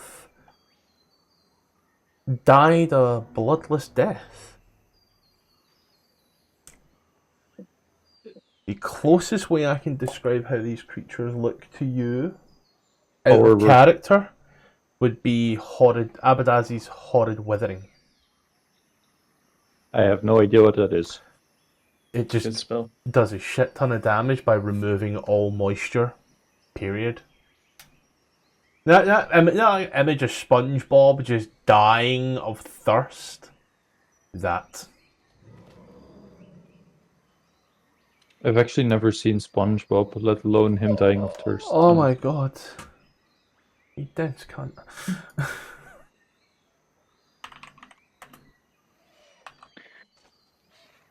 So, those monkeys, they seem like very well dried meat.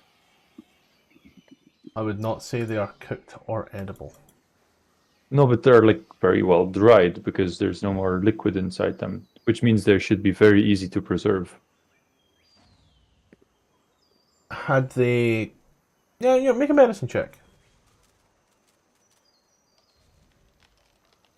Is Aziri also helping me with the medicine check? Oh. Nice, because I need that. Oh, whoops, that was the wrong one. There's a 20 there, don't worry.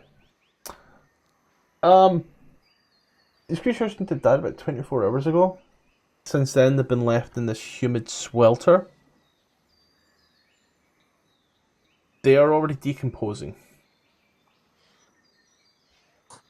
I will say, however, you do see that they have been drained of all their blood.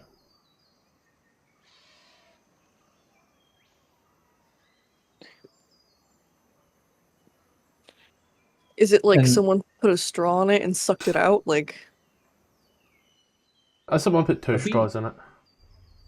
Have we encountered sturges yet in the jungle? Or No. did I make that up? I don't think we've encountered sturges yet. But do they seem edible? No. Take the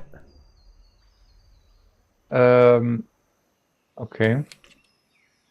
Are there like, I don't know, fruits or something that I could gather instead as rations?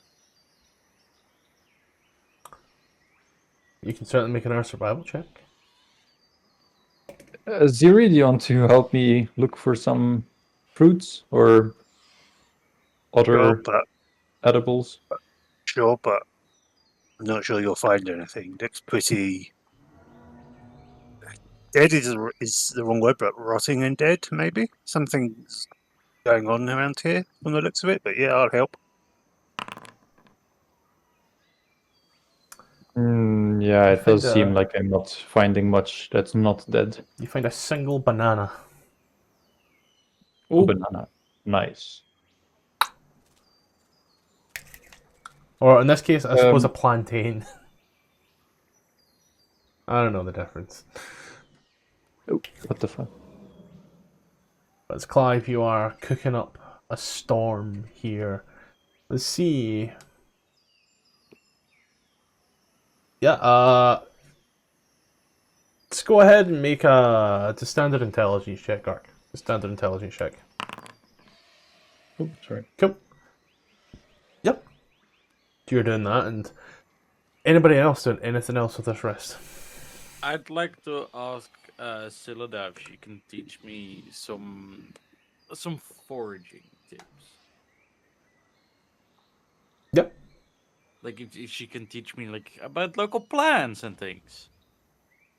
Seeing as we're gonna be stuck in the jungle for a while, it might have helped. Well, might as well help to familiarize myself with the local fauna and flora. Yeah. She will... I'll give you some yogurt.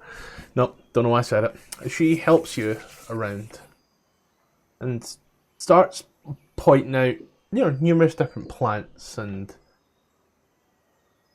like fruits.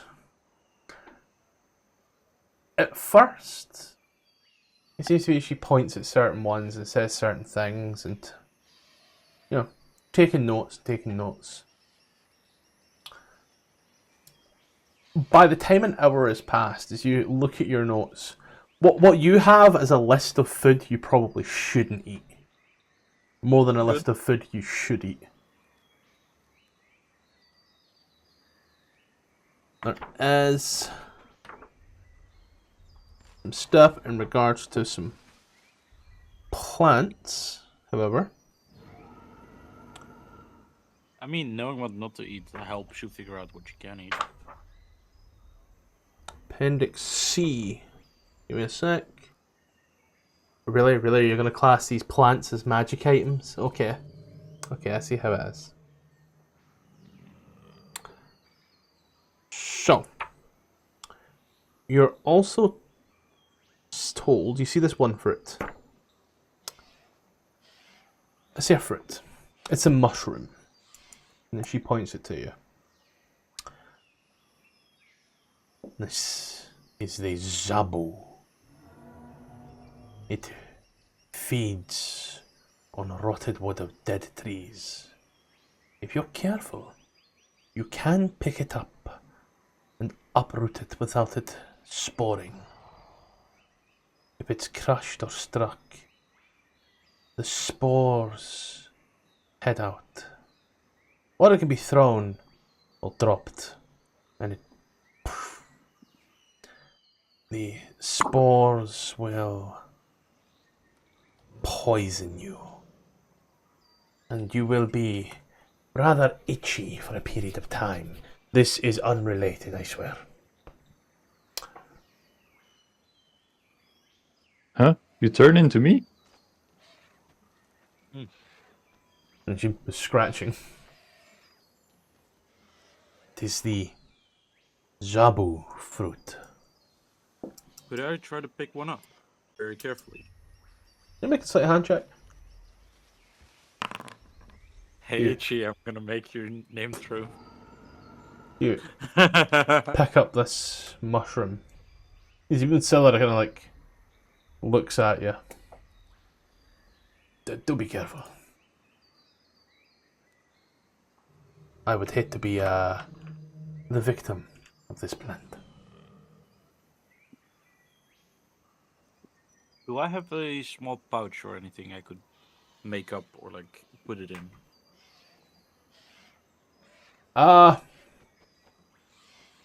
Negative.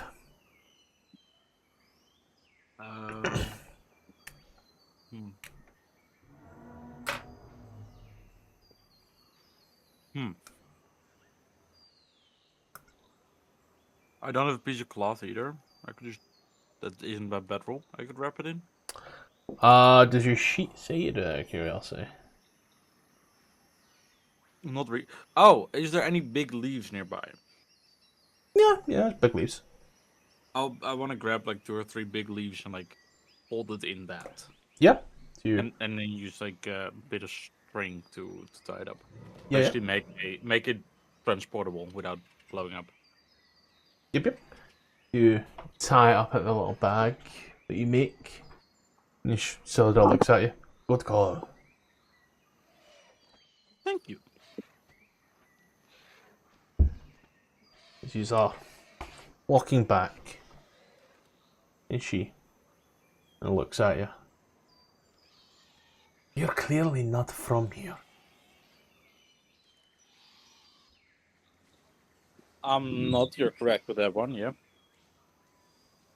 Are you from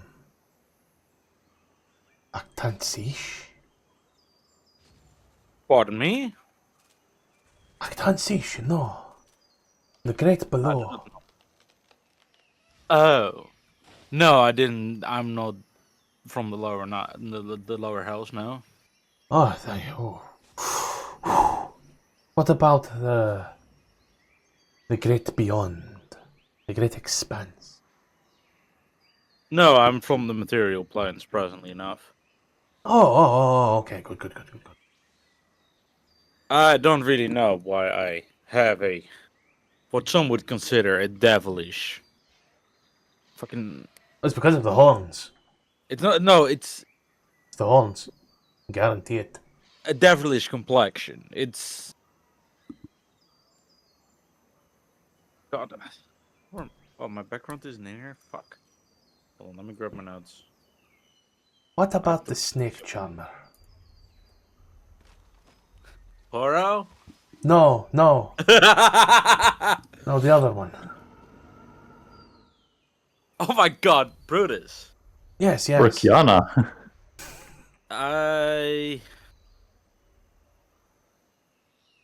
I'm not sure. It's not something that's commonly discussed within tiefling culture. Your We all Cant know don't talk there's- about where you come from? No, we all are aware there's different reasons. We look like us, they look like this, and we're like this. But there's various reasons, and we generally all accept it's different, and there's a reason for it, but we don't go into it. It usually comes from a place of pain or great sacrifices. And what did you sacrifice? I had to sacrifice my entire childhood, as well as most of my adult life, to these strange creatures, and I haven't turned out to be quite like you. It's not like that. It is one of the ways one can turn into a tiefling is by making a deal with a creature from the lower realms. I never really figured out the full story, but I figured out my mom made a deal to save my life, but it required me to become a tiefling. What about Sadly, I never got my answers on what exactly caused the deal. the faceless one? What are they? They are an actor. No, no, They're no, no, part of no. theater. What are they behind the mask? From what I can tell by the horns, I'm pretty sure they're a tiefling. You know they threatened. They certainly act like one. You know they threatened me. I wasn't aware of such case, but They threatened. what does that have to do with their complexion? Oh, I just don't know what they look like behind the masks. That's the, I was wondering if, like, you were all a little, like, you are like you, and the snake charmer charms the snakes, and the dramatic one threatens to bite me in my sleep. Excuse me? They wanted to fight me, and they threatened to bite me, and I was naked, and things were very weird. Alright. I'm not gonna involve what you do in your bedroom. I tried to sleep. With him? No! No. They're not my type. My type is more, how would I? Doesn't hide behind a mask. Right, so that leaves more for me. Gotcha. Well, I don't know what they're on about. Tieflings have very different sources we come from, very different anatomy. There's no tiefling that's the same.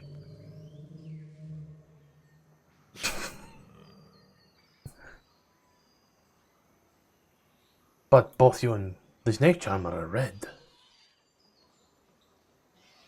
There's the color of our complexion can come from various different sources. There's a whole wide array. We are red, but I have a lot more pink, a lot more lighter of a hue than Brutus. They're way more deeper red. I don't even believe we have the same source. What's like? Is that like a little notebook and just like jots down a few things? So you get a little look. Pardon me. Get a little look at the script. It does seem to be a draconic script, but it doesn't seem to make sense. What kind of language are you writing in there? Don't think I've seen it before. It looks draconic in nature, but I don't have an easy time reading it, even though I speak draconic. Ah, it's my own people's language, that's why. Does that language have a name? I would love to study it at some point.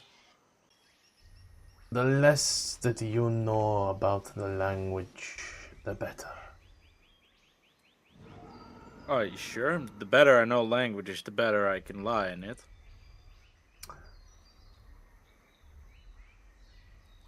It is the language of the primordial. Huh. Amber pulls out her own notebook. There's a list that seems to flip over and over and over again. Primordial languages added to the list, and like it's a list of basically every language within D&D. I'll add it to my list to learn at some point. Nodded. You head on back. You see as Clive is cooking up a storm. Eventually, Aziri and Ikareth come back. Hurrah, what have you been doing at this? Out of curiosity, have you just been watching Gordon Ramsay over here? I've been playing like little music for my feet. Everyone gets their little inspiration if they don't have it. I imagine he's not trying to be super loud, but he's doing his paces around, playing certain songs, raising morale. Also gives something for everyone to sort of relax to, in a sense. Hey, let me join in. Hell yeah. Yeah. As you are winding down, and Asimar Ramsay over here finishes up, I'm gonna ask, who's on watches?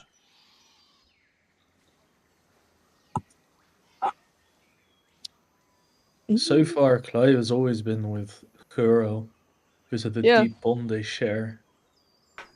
So I let for those two to take first watch. Yeah, that works. Then numero dos. I'll do two. Probably with Amber. Sure. No, I'll do it with Brutus. So Amber can do it with Itchy. Okay. And then watch 3, I'm assuming, is gonna be Ikareth and Amber. Yeah. Yep. Sweet. Then, as yous all finally finish up, as the sun starts to rise upon a grateful day, I'm just gonna really quickly just move this guy into here. There we go. Hey, we're all filled up to full capacity. I'm gonna replace this tent here with a fucking hotel. Yes.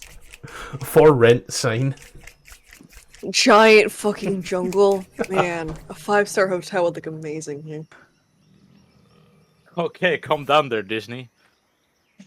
Why, Hurrell, your watch start here in the jungle. What is it you wish to be doing out of curiosity? Corel seems a bit more relaxed around Clive, I'd say. Not necessarily like he's super open, but it doesn't feel like he's guarded. So, he sits down and he kind of looks at him expectantly, in a sense. Like, even though Clive can't speak, it's almost like he expects him to quote-unquote say something. Rather than his typical method of just ignoring everyone on purpose. What the fuck is he supposed to sign? Good weather we're having? Fucking -6 charisma score. Clive will do what he always does. It's cleaning his equipment of troll blood and dirt and inspecting the ex-magical runic decorations on the blade, tending to his equipment. If Kuro is not going to say anything, he's just going to be content with sharing a space. Wow. This motherfucker is autistic. Holy shit. This guy's doing parallel play in the middle of the jungle. This Hey, one. you feel comfortable. You feel at home. You know. Unfortunately for you, I'm pretty sure Huarel has some sort of unmedicated ADHD, so after a while he's like bouncing his leg. He has his chin rested on his intertwined fingers, and he's looking around and gets really irritated eventually. You really don't do much, do you? In terms of hobbies, I mean, considering your state, I don't think you'd be able to do much anyways, but... He'll pull out a sheet of paper and hand it to you. Seems to be a manuscript for a novel. Or something I like to write. The arts. I didn't really consider you to be more of a writer person. I've met many playwrights in my time, but I suppose there's always room to be surprised. Big whip. Guess it is a surprise. Page 1. Big title. Helvetica Neo. Coco learns to count.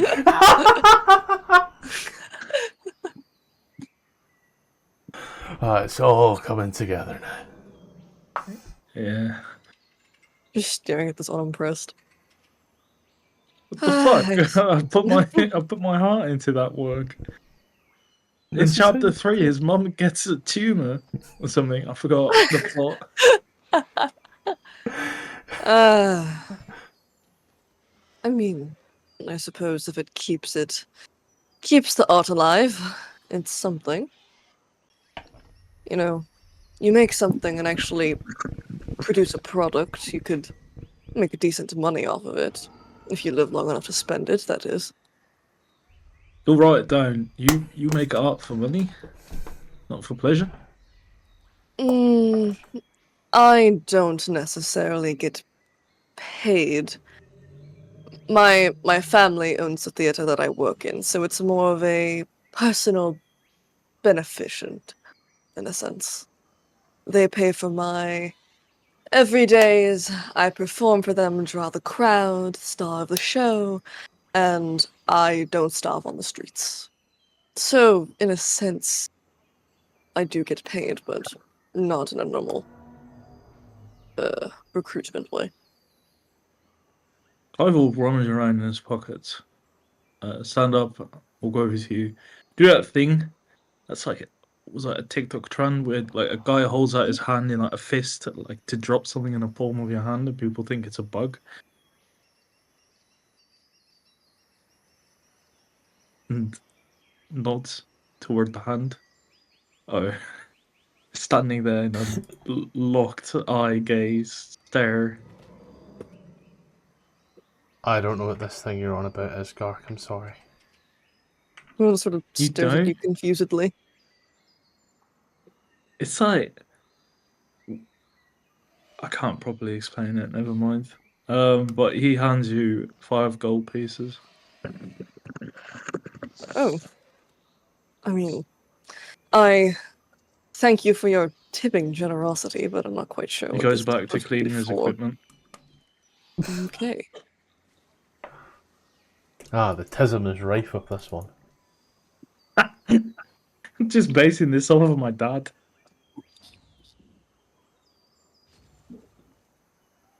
We're also having a but, conversation with you. It's like talking to a brick wall. Hey, he replied in his own way. He can't really do a whole lot more than that. Dude, he's until he opening up gets to his- you about like his past, and you give him money and walk away. You It's a cheap philanthropist. whore. I'd love to engage. I need my voice for that because you don't learn sign language. Well, he can write. Okay, he'll come back. He'll write on a piece of paper. Oh shit! I forgot. Writing a piece of. Do you miss the theater? Question mark. Smiley face. Crude sketch Oh. of what presumably is a dinosaur. Brontosaurus, to be exact. Every day I miss it. Far more than I enjoy walking about in this jungle, but there are things that we must do. So, why are you here? Stuck with these,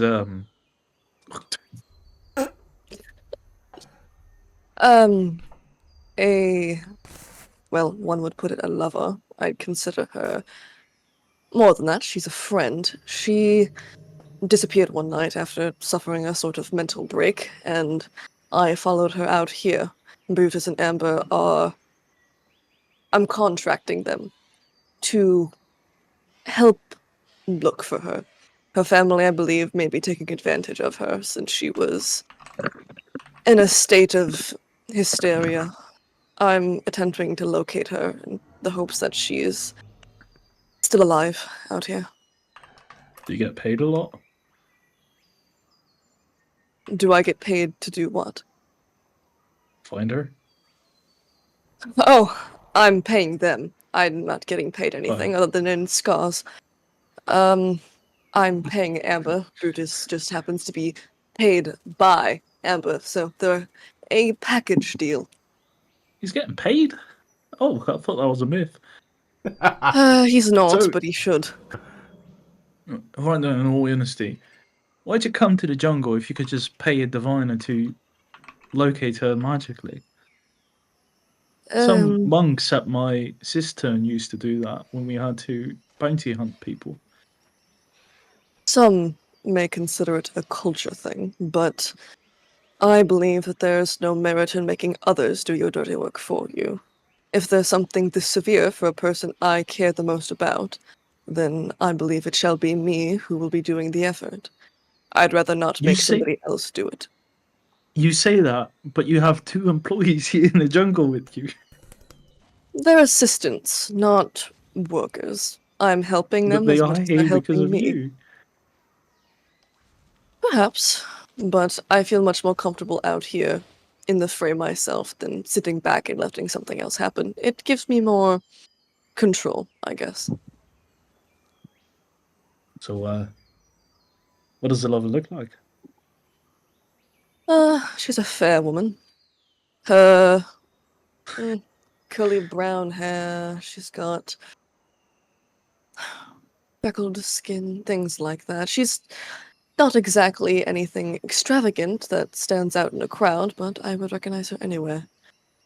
Her husband had passed a bit before everything had happened.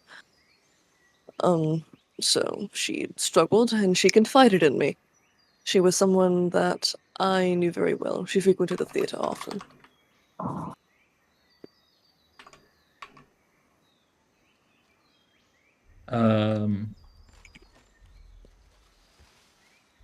Oh, what? But both. Sorry. Sorry, out of character. I'm much too tired for a proper conversation on this. But Clive would like to try and sketch out this person, in case he might ever find her. Can you make like a performance check for that? Oh, goody. That's a thing I'm proficient in. No, can Clive do it? Because he's sketching it okay. based on what you're saying. Clive sure can. You're allowed to do it as well. Yeah. But Hiro cannot.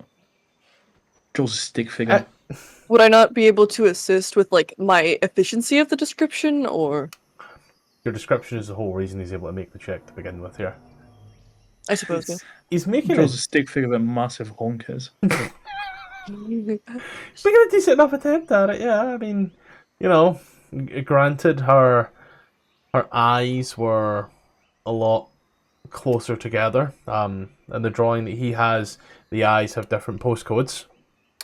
The nose was a little shorter. You know, a bit more pointy. This is a bit more pudgy of a nose. And I bring out the best in people. you realise very quickly that Clive struggles to draw lips. So by the end of it, doesn't draw lips on this thing at all. Huro looks at it, and he seems a bit puzzled at first, but then he actually ends up laughing a bit. He's giggling. That's fucked up. I worked hard It's on that, and you not- just laugh. it's not a laugh where he's not mocking you. It's very fond. Oh, she was a painter. She would have loved this. Would you hang it up on your Samsung smart fridge? God damn it. And I'll tell it'll give you the sketch and signs. Oh shit, you can't read sign. Fucking grab another piece of paper and write. You can give it to her when we find her. And underlines when. I will. Don't you worry. I also wanted to give you a little gift, but my entire inventory just deleted itself, Oh, including all my hard work of dissecting sentient beings to cannibalize them. No, your inventory's there, mate. I think you might just have clicked one of the buttons up top. Everything's still here for me. So, fun thing, I'm a little dense. You just noticed? What is your No, density? but it's always like a recurrent, you know. I think I also ate the gift that I wanted to give you. So I'll give you this vial with a thick liquid inside of it. you know, people typically wait for the second day to give you their thick liquid, but this works too.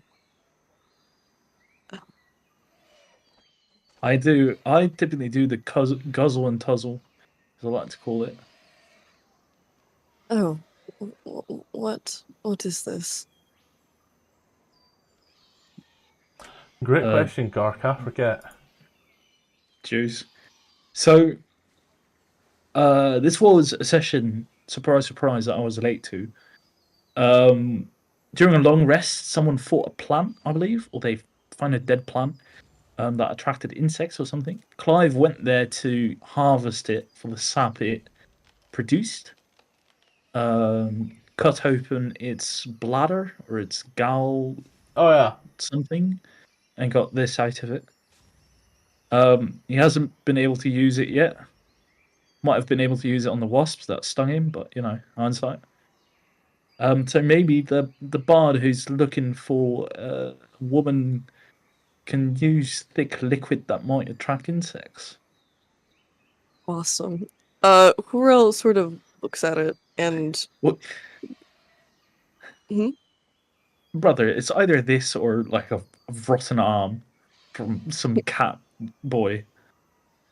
Oh, Hurrell looks at it and he thinks for a moment and sort of grimaces at the thought and then continues. You know, as much as I absolutely abhor the idea of eating insects, if we are desperate and low on protein, we could probably use this and attract some appetizers.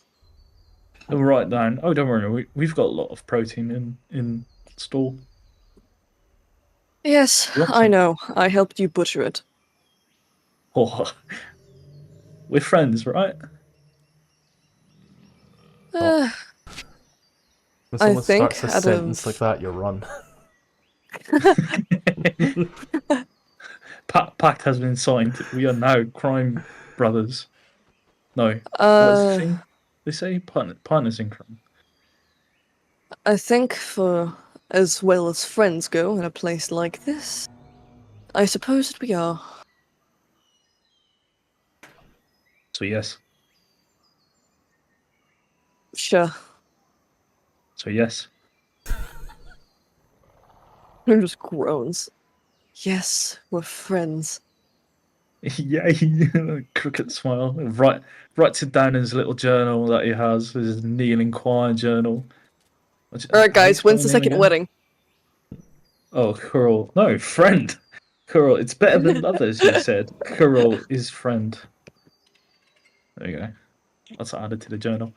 We'll write it down. Cheers to much more butchering.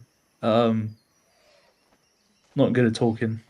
And he'll go back to his equipment. Yeah. Hurrell just tends to his I, instrument or whatever the hell.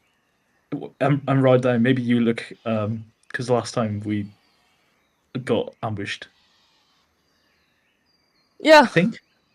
I forgot. I don't remember. I'm not good with conversations. Make the appropriate check for that. That'd be perception, right? Yeah.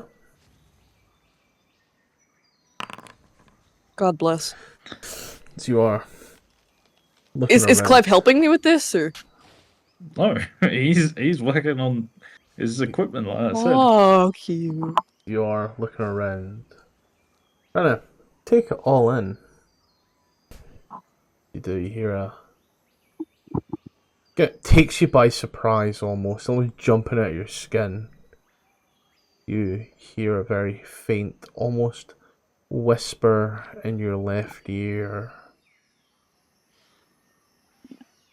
What did we do to deserve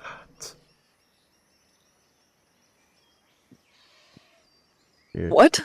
What I don't understand that at all. What did we do to deserve that? Oh. Yeah, okay. I'm scared. So we've got an autism guy and a schizo guy. Yeah. This is going great. It just sort of looks really confused. Is this like I'm hearing it in my head, or is this I'm overhearing it somewhere? You are hearing it very, very close to you. Not in your head, in your person. Is it like it's coming from something on me? No. Something close, though. Sort of look around. I'm trying to think, is there anything I can do to pinpoint it? Hear another voice. This time on your right. He came with such speed. Ferocity. You look round, the walls of this jungle seem to somehow be closing in. The fisheye lens is getting cranked up to 11. As you are hearing voices, but seeing nothing. Just sort of peers around. What? Like it's like he's trying to respond, but he's almost trying to be as discreet as possible as to not look like an actual insane person. Clive, how much attention are you truly paying to Huarel out of curiosity right now? A glance every now and then. He's trusting him to like notify him if there's anything wrong. So he'll just kind of stick to his own plans. Yeah. As you hear the voices there, Huarel. Keeper. Closer. See what destruction he has wrought.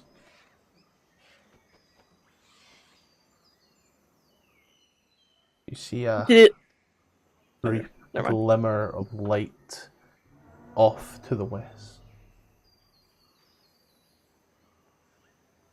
Huarel looks over at Clive and sort of he like makes like a very slight gesture and then realizes he swears under his breath like he's blind and then walks over to him, like taps him on like the shoulder, and narrows his gaze and looks over to the direction and does that thing where you tilt your head towards a direction like follow me kind of thing, but doesn't say anything else. But definitely has a serious in this tone country to it. anymore. What the fuck? It's trying to be quiet. Stand Damn. up. The rudeness of the youth these days. Fucking hell. Who else older than you? Who else in his 50s? Right. The audacity of boomers these days. It's unbelievable. Anyway, let's go. Let's get your stroller. Which direction was it? It was west. Okay, we're going this way. start making your way through the jungle. Just slightly past. You can see the light. Okay, wait. We're going a long way now. Yeah, Hurl's going off map. It's going off res. Yeah, wait. I hope we are? Okay. Use head on into the thicket. So, but you can see the campfire burning away. Wait, I have to ask this. How far away are we going to get? Because if we're moving further than like 40 feet, Clive will tap Cora on the shoulder, write down, we shouldn't leave the camp unguarded. It is literally our job. You are going a bit further than Yes. 40 feet. Clive will stand still. Yes, I suppose. He really groans and then walks back. I'm not Well, gonna leave camp unguarded. It's I my like fucking duty. their I like Hurel and Clive's series of misadventures together. Especially considering they Misadventure? can't talk to each other. You strolled off to visit one of your hallucinations, and I had to get you back like a senile old man that you are. He's here, the phantom of And the you have to take opera. care of autism incarnate that only cares about cleaning his equipment. Dude, between you and Amber, I'm fucked. Who's in what tent again? This is Brutus, this is Itchy. These two tents are empty. Clive would write down like, what was that, Jamp? What was that all about, Chief? Little Hurel will brother? eventually go into Brutus's tent and sort of, like, lean in.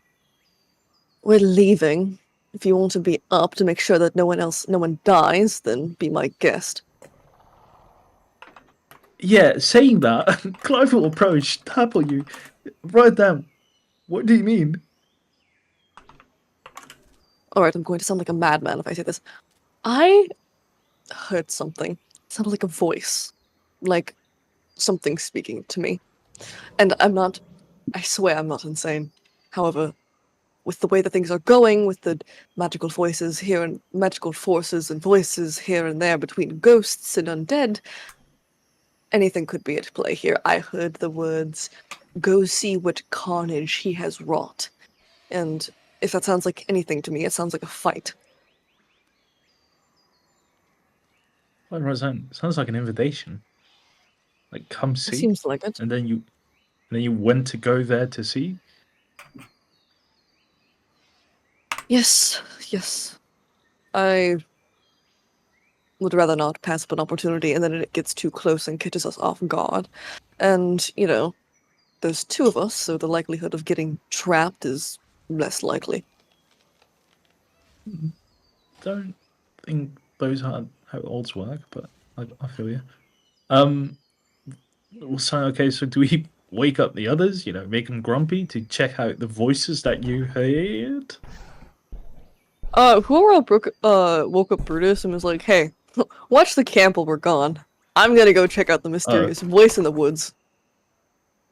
Alright, boss. Will do. Walks into the pole of his tent as he walks out. Dick and balls out. I was thinking the exact same thing. I You don't know gotta what to let say. that anaconda loose, air it out a little bit. Shed its skin. Yes. Clive will follow.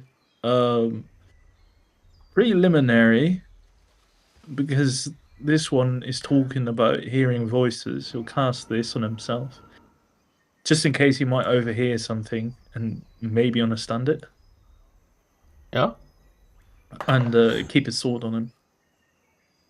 As you head on back into the jungle, some many feet away, is head on out. Eventually you start to hear the sounds of flies buzzing around.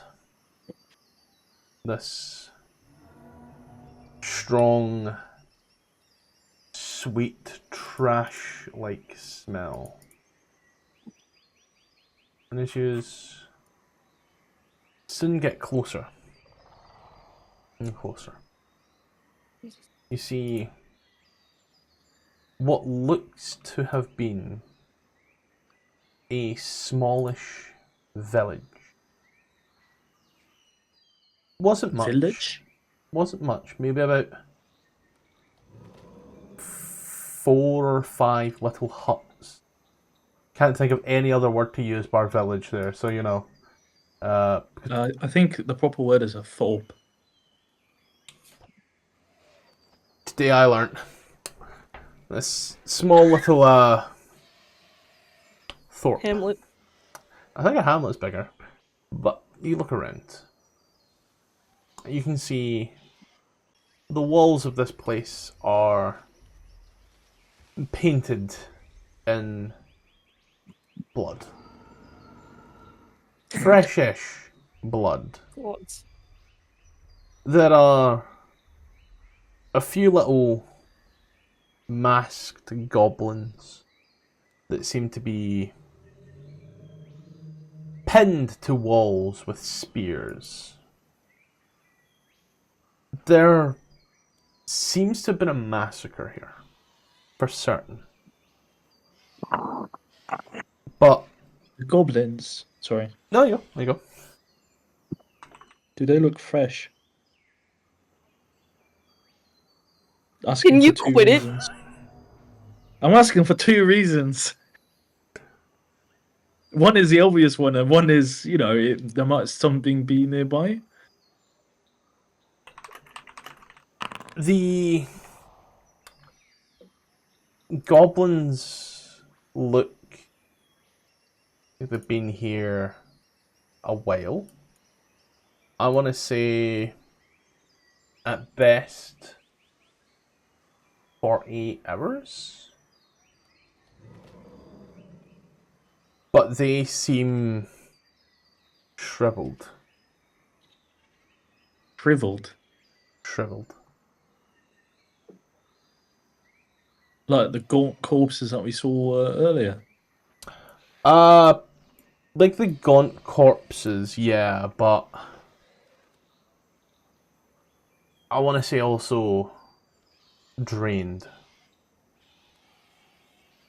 Oh, Sturges. Anyway, Clive will write it down. He's running out of paper. Are these voices you heard? At some point, Yes. he's just unable to. He can't do anything anymore. No paper left. Sorry. Yes, they were voices, something like, what did we do to deserve this? Come see the massacre, something like that. Something deeply troubled. It wasn't in my head, it was like there was something speaking to me that I couldn't see. It was very strange. Okay. Do they say anything now? We saw it. I Hear nothing. don't hear anything now that I think of. Cool. Clive, looking around, we'll make a perception check. Is there, like, does he see or sense any undead things around? I'm assuming he does, but they're all like... Oh, my mum. I'm assuming he doesn't. On a perception check of 1, you don't quite seem No. to see Maybe- anything. Maybe he hears a different kind of voice. You just start hearing all the different cuts that you can make from all of these bodies. Well, don't tempt me, mate.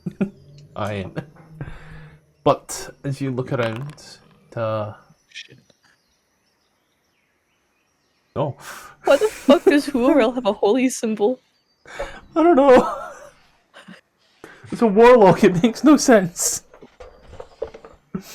But as you look around and listen carefully, you smell things. You try to take it all in. You know what I mean. There is... I will say there's a strong iron smell that you are aware of innately due to your your abstract sight of smells. Yeah, just do to you being you. Let's call a spade a spade. Do to you being you. As Is it like Iron of Blood? Oh, sorry, I thought you were Yeah. done. Okay. Yeah, I thought I was telegraphing that. Apologies. But as you are looking, trying to take it all in, the everything around everywhere, you seem to try to take it all in. Horrell, perception. Clive, wisdom save. Hell yeah, brother. Yay. That's an 8. As you look round, trying to take all this in, you're looking. It's strange. It's odd, but it's strange. There's something about it that seems quite comforting. But it's strange because this is for you. That's what this is. This is all for you. In This what way exactly? it can only be for you. There's no two ways about it. This is for you, and there's nobody can say anything else. In fact, Yeah, but the only people that would do this would be setting a trap. Right, they've got to be setting a trap for you. yeah, You are so clearly is this being like- hunted by something, or at least your You as madness in- tells you that. You as in, Because like, me and Clive, or me particularly? No, just Clive, just Clive, and his Yeah, I indefinite meant madness. it like meant for me metaphysically, or meant for me as in it's my property, but the former. As in, you are convinced there are powerful enemies hunting you. Oh shit, I'm not allowed to go back to the camp anymore. We'll grab his weapon, no time to write shit down, I believe, and stay on guard. Currently, is he out in the open? You are completely exposed. Is there anything to hide behind? A few little huts here and there, sure.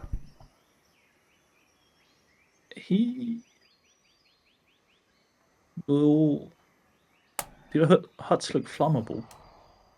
Very. He won't go into a hut. Yeah, he'll just back away, I guess. Ever so slightly back toward the thicket. Uriel sort of puts out a hand to him, but like in the way that you try to calm down a horse.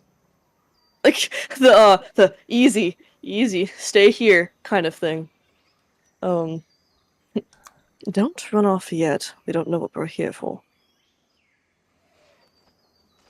As he is recessing inwards, Horrell, you see lying on the ground, looking around, something that really catches your eye. Shiny catches your eye because shiny. You see a small box, a small dispenser box.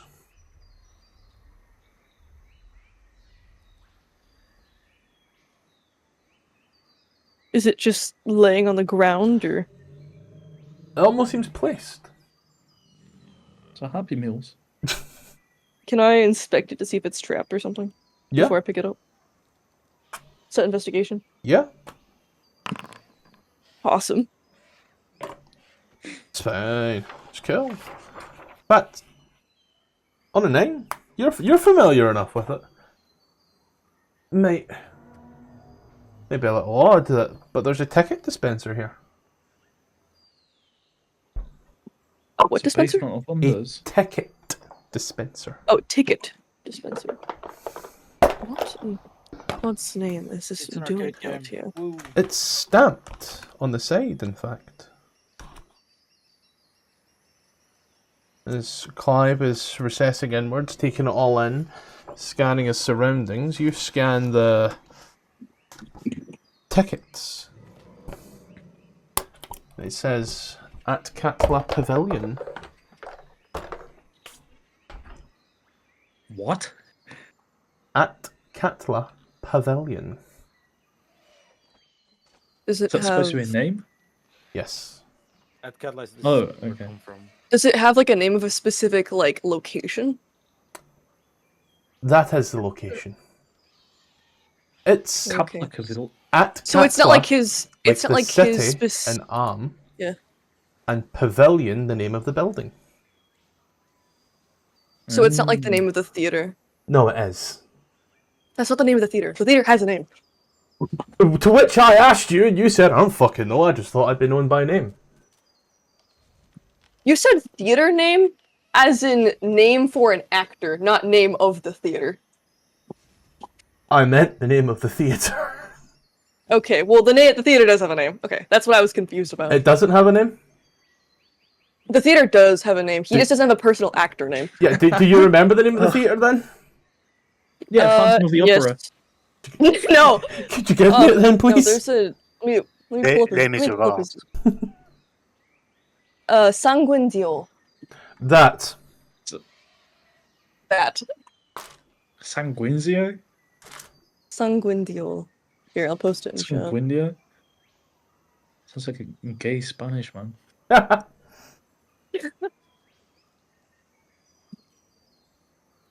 Oh. No, I need to write that down again. See, you said theater name. There was no possessive S at the end. You can't. Oh, I'm sorry. Theater names are a very real thing. Okay. Real just looks very disturbed. He sort of picks up one of the tickets and turns it around. What in God's name is this doing here? It's dated. What's the date? About 2 days ago. Oh.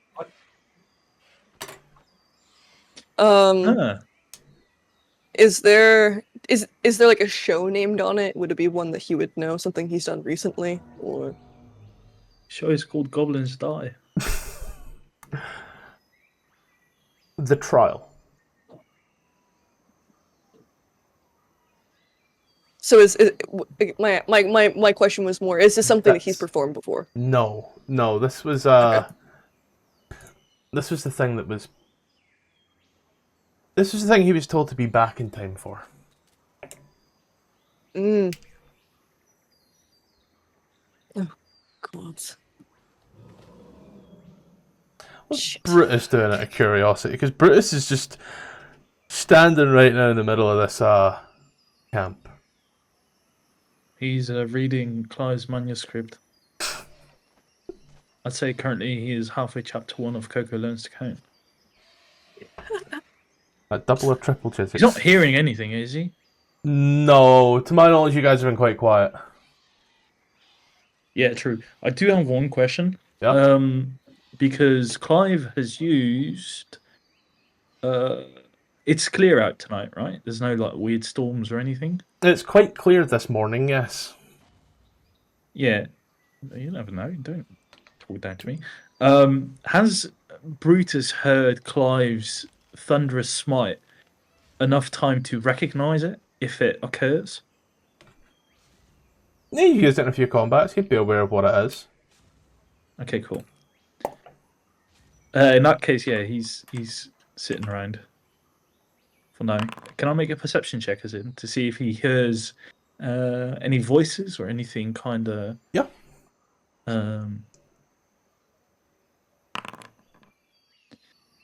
Yeah, he's He's yeah. really engrossed in the 3 times tables in Coco Learns to Count.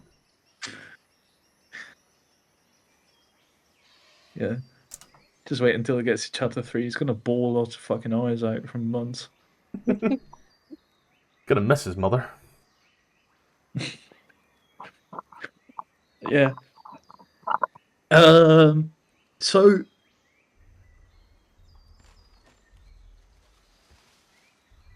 Did I already make a perception check as Clive after he failed the save? Wait, let me double check. I do not believe so. You did not. No, the perception check was just for a Elbow. So did well, Clive feels as if he's being hunted. Yes. Is it possible to like go into detail, like hunted by an animal or hunted by a zealous sect that likes to kill people? It would seem to him like a definitely jealous sect, yeah. Zealous, not jealous. Yeah, zealous sect. Oh, giddy. Something powerful. And they are everywhere.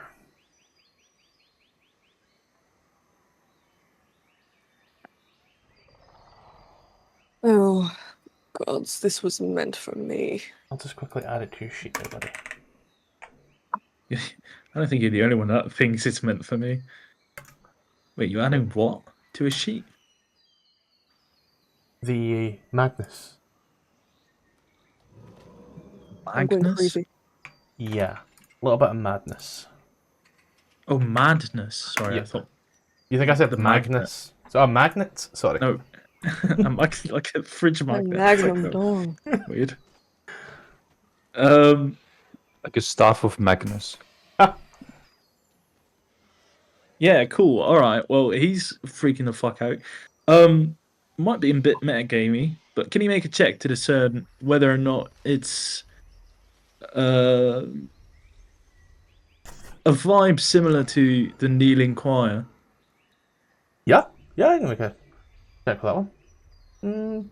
I don't know. Would that be perception or religion or insight? Go with religion. Religion seems a good fit. Holy shit! I actually rolled pretty okay. This does kind of seem like religious persecution, yeah.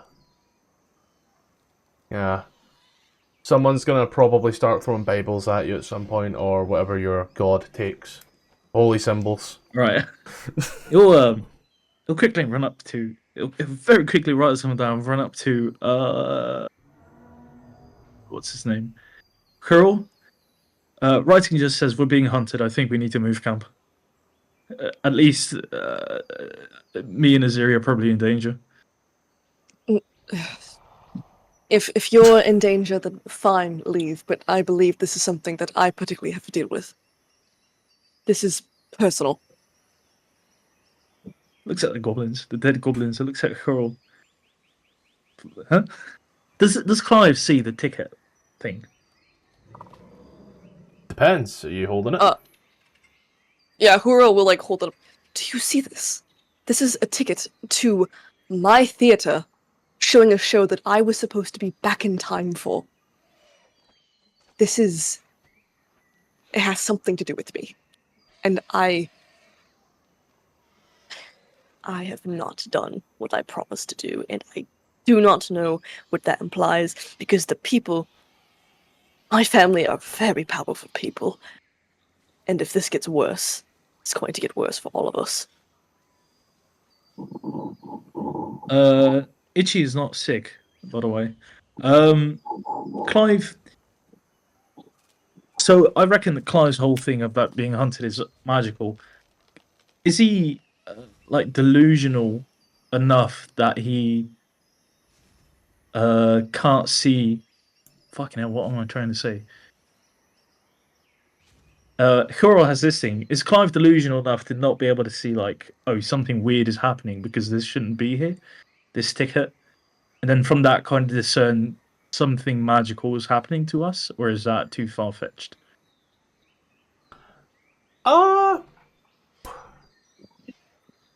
You know what? I feel it's a good time to roll another religion check on that one. Yeah.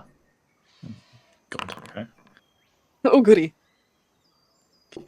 Good. Psychological warfare is something that they would definitely practice.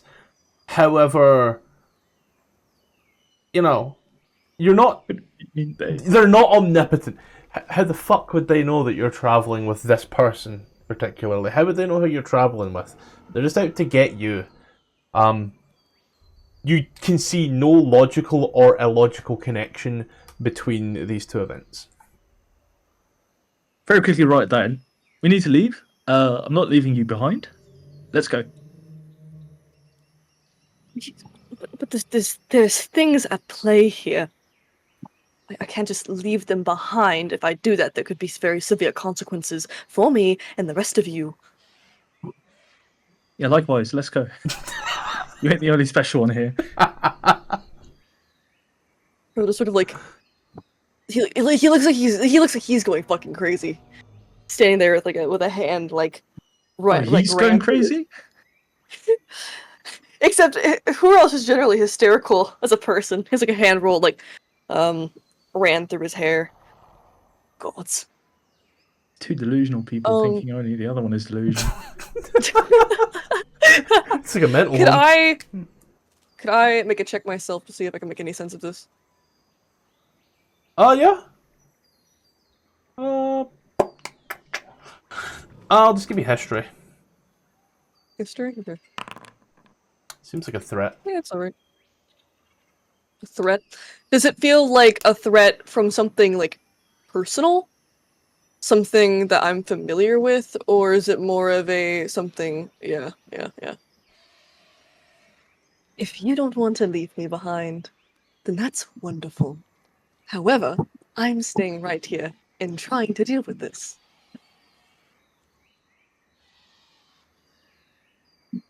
Because... I'd like to try and grapple Hurl. Hurl, it's a dexterity or strength saving throw. A grapple? Oh fuck! It's saving throw now. What the fuck? Hurl, like... How are you? Hurl elbows you in the fucking abdomen. Don't lay your hands on me. Fucking stringy, wirely little bastard you are. Alright then. Alright, I see how it is. Can I get in front of Hurl? Sure. This is my last ditch effort. You have no clue the sort of powers that you are playing with right now. If I ignore these people, they are very powerful. They are very powerful. Points to camp. Points to camp. Makes a low groan. Tries the command spell flee. Oh. And if that doesn't work either, then shit.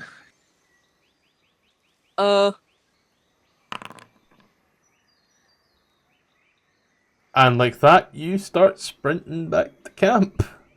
Do I get the right to use my heroic inspiration from Itchy?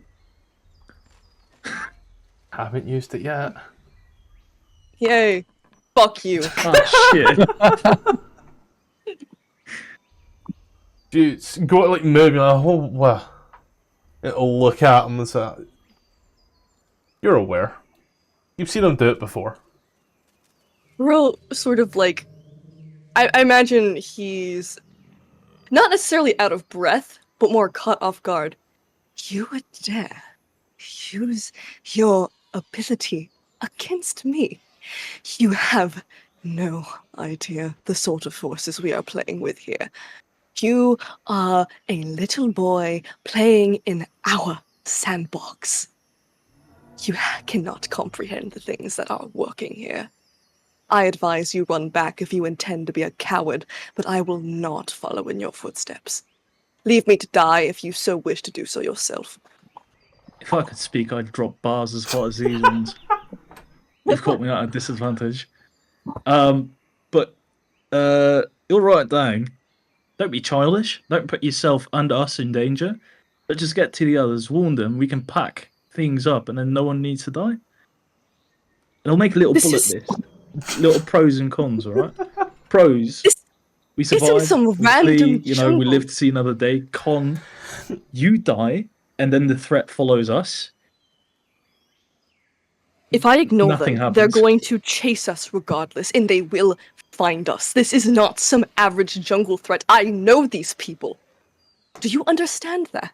Do you think I get these abilities to shoot magic blasts and hit things with my sword? Do you think I just do this because it's fun? I have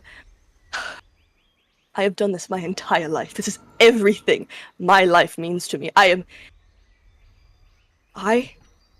am a single bastion of everything my family needs from me.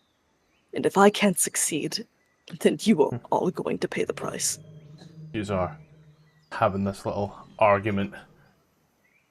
You hear this one lone creak, just this. Sounds like a door closing. As you look, just kind of standing by a hut. It's just like a lone little goblin that seems to just look around in absolute horror. And you can tell he's just woke up. As he's still rubbing his eyes, looking around. This Clive, the man, I'm calling it a manners. Does a manners make Clive think that that little goblin is part of the sect that is out to hunt him? It depends. Did you, seriously, were this company known for hiring goblins? Or I wouldn't say so. If Clive's a little racist, then I think the rest of his sect is as well. then probably not. Alright. Goblin lives to see another day. Just kind of stands there looking around. Very tense as you're having your own little argument, and this guy's just came round to realise that he's probably now an orphan. Awesome. He'll grow over it. Become a superhero or something. Very quickly write down. Little arrogant to think that me and the others don't deserve an explanation and you just disappear without a trace. Look. These things aren't easy to explain. So you like to take the easy route?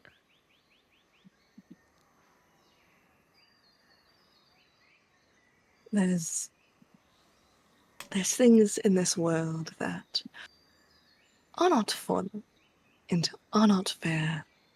And there are things that are expected of me. And if I can't provide that, then I might as well be dead. I expect, if things do not go right, then in all due time there will be explanations, but for now I cannot provide that on a whim. We have to be strategic about these things. You use difficult words and sentences. I have a hard time if I'm understanding it properly. TLDR.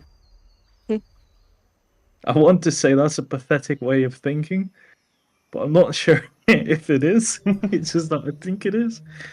If I'm understanding it correctly. A vicious cycle of pathetic thinking. TLDR, it's basically, I don't want to give up my secrets so fast because I don't know what you'll do to me if you do, if you know, or what will happen to you if you do know. Okay, so yeah, that's a vicious cycle of pathetic thinking. Fuck you. That's right. It's not very nice. What the hell? Not only is he mad, he's mad with insight. I did tell him that if I could speak, I'd drop hot bars. That didn't come out. I mean, I just like the hot bars I drop in my toilet in the morning. Really, bro? Really? At least they aren't cauliflower shaped. Here's the thing.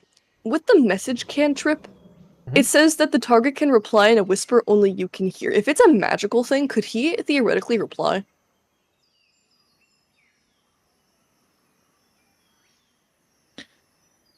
Do you really think that is the best course of action right now? He still technically needs to talk.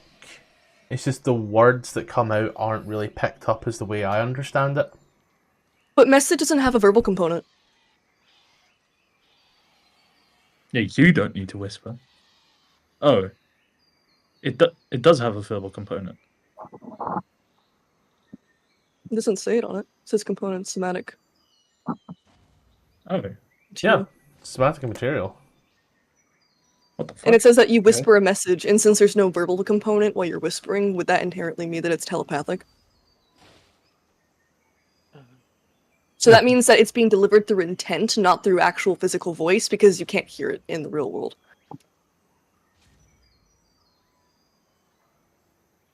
This is getting metaphysical. I will love it. Yes! Clive gets to talk, guys!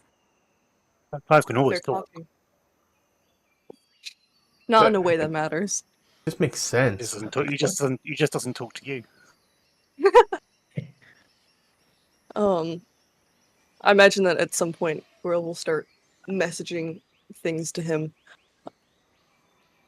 as a way to see if that'll get him to respond, because Hurl likes to be concise. Yous are having this little conversation. Brutus watches as the tent opens. And as it does, out steps a particular dinosaur-y looking type guy. Does it smell like ham? I don't know, I'm getting that part up just now. Is Ham the thing that when he Is he horny right now? looks round, he smells brimstone. I don't. That I associate that with something negative.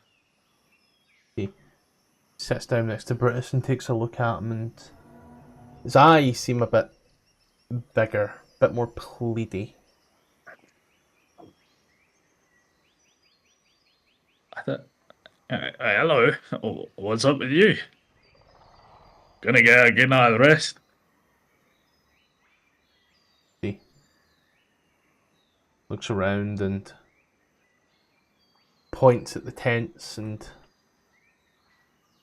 points towards the two tents that lay open of Burrell and Clive. Then looks at Ziri's tent, which is closed, and the smell of brimstone intensifies.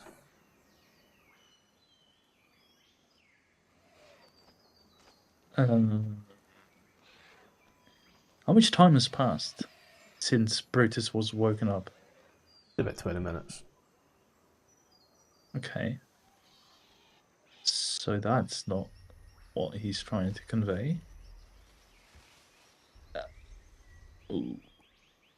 Do you want to know where they went? Nods his head. Oh, I think they went to have a shag in the thicket. Smell of brimstone just intensifies 100-fold.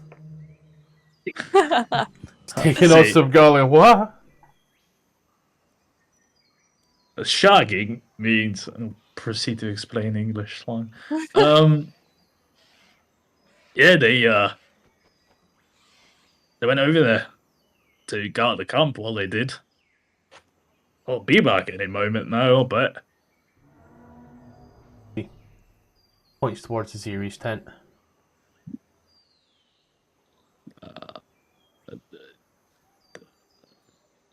To wake her up? Nods his head.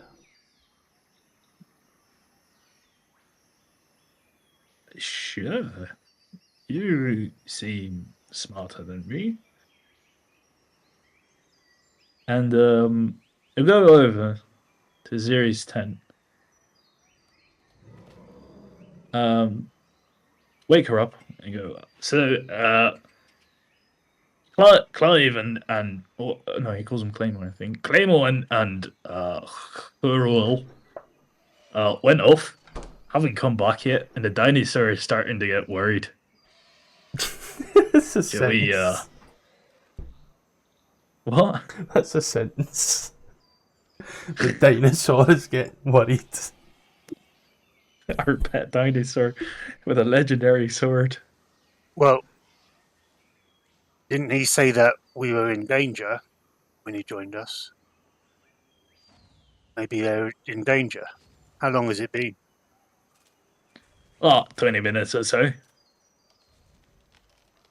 Well, when it happened before and people go off, they always seem to get like eaten by stuff. They got the snake, they got the troll. So Probably. Yeah, Best we should go and check him out. You go. You want to go wake up Amber? I'll go and get Itchy. So you're, oh, but she always gets so grumpy if we wake her up. Okay. as you're saying about all the people being eaten, you're smelling a rather intense smell of violet. Is that good? A puzzle for you to solve. That's Oh, if you don't want to get Amber up, you can go and get Itchy and see nakedness there. oh, I do love me some naked schlong. I'll go and get Amber then. I'll play with it all night long. That's a poem. Yeah, it wakes up Itchy. Tries not to wake up his harem. As you open up Ichi's tent, you're gonna see like Kiana just like staring over him in his sleep. And just kind of like Wait, what? looks up Wait. and just seems rather quite confused. Oh, she's confused. Yeah, she's staring over at him in his sleep, and you've opened the tent, and she just looks up quite confused. Yeah, Bruce will go, I need to wake him up. Are you okay? Is she holding like a weapon? No, she's just like kneeling there looking over him the entire time. Like a watchful Right. fucking rest. Yeah. Like you say that, and like she Fucking hell. like gives you a little bit of a shake awake there, Yreth. Well, Ishrat will easily wake up. Well, the doors should be open, so I guess he'll come out and hand the blanket over to Kiana, This then close the door after this is him. something we need to discuss at a later point. This is getting out of hand. I knock on Amber's tent and go, Amber, you might have a problem. Who's in danger? Apparently. Oh, and What? Clive. What's happening? What are they doing? Why are they doing? Is there a monster? I don't know. They went off and haven't come back. What the shag? Well, the thing is, apparently it's been 20 minutes, and I think that's longer than Clive could last. What? Speaking out of experience. Proceed in the Because tips. you're just not healthy. So That's true. Just keel over and die.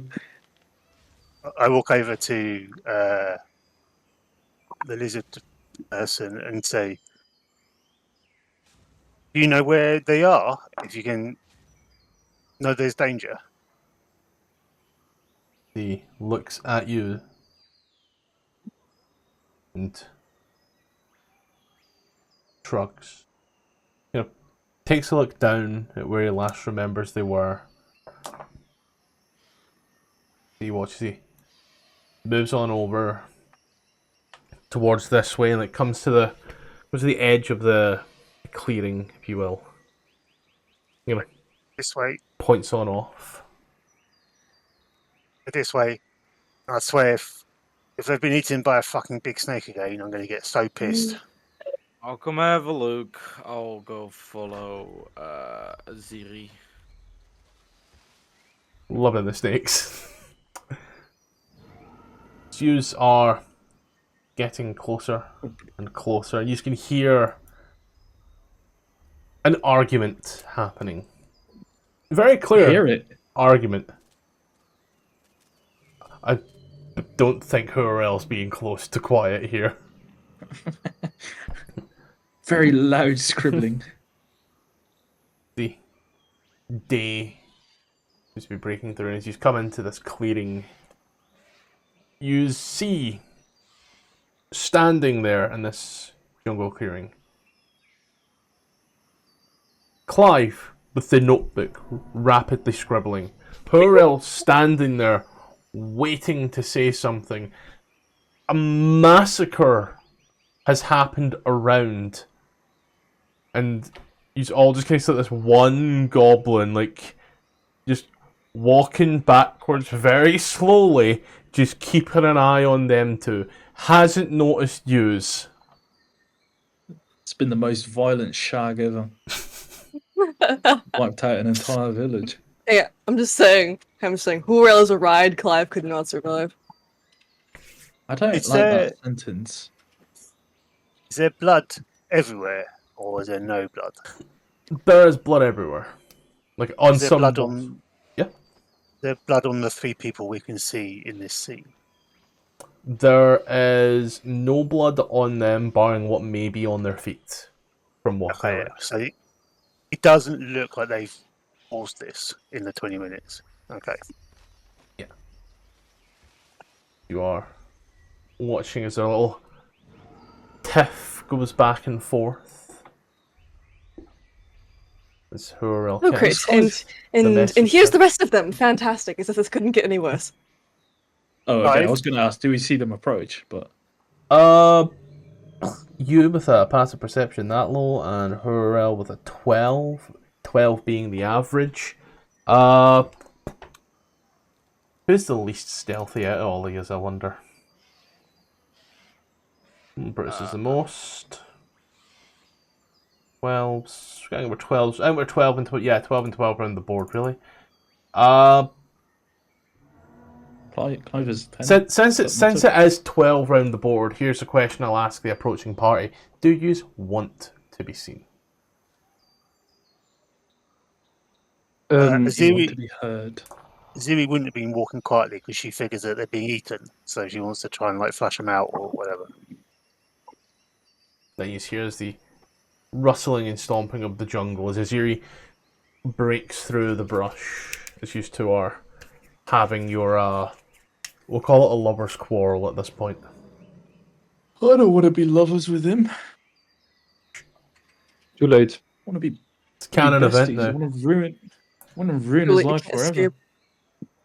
I want to ruin my life forever if this average talks Yowie. Oh, what? I don't know. Oh, you two. A smelly friend says you're in danger. A danger he talked about. Clive When- will when very I- quickly sign things in a rapid succession. So much succession that it's no longer succession. And that is wise words.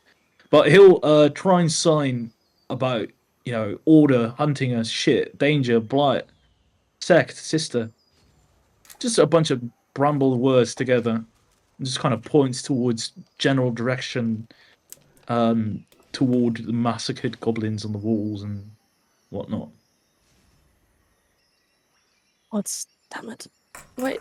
Why did my entire opera just close? Okay, it's fine. Per sales. We're not being... Okay.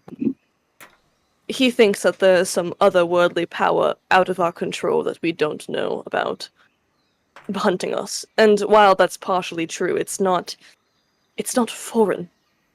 These are forces I'm used to dealing with, and I'm trying to deal with them, but he's not letting me. Will furiously sign. I cannot sign as fast as he can read. I'm not saying it's supernatural. It's very, very physical. You know of it, Ziri.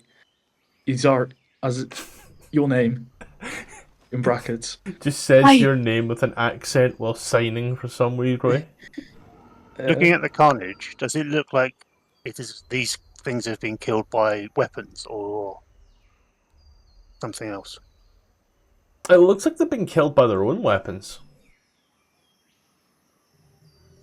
The problem is, for some of the impacts and where some of these creatures are pinned to walls, you've seen these creatures before. Unless they got out a ladder and put the body there for decoration, they'd have a bit of a hard time getting the body that high. Would I be able to do that with my height? Yes.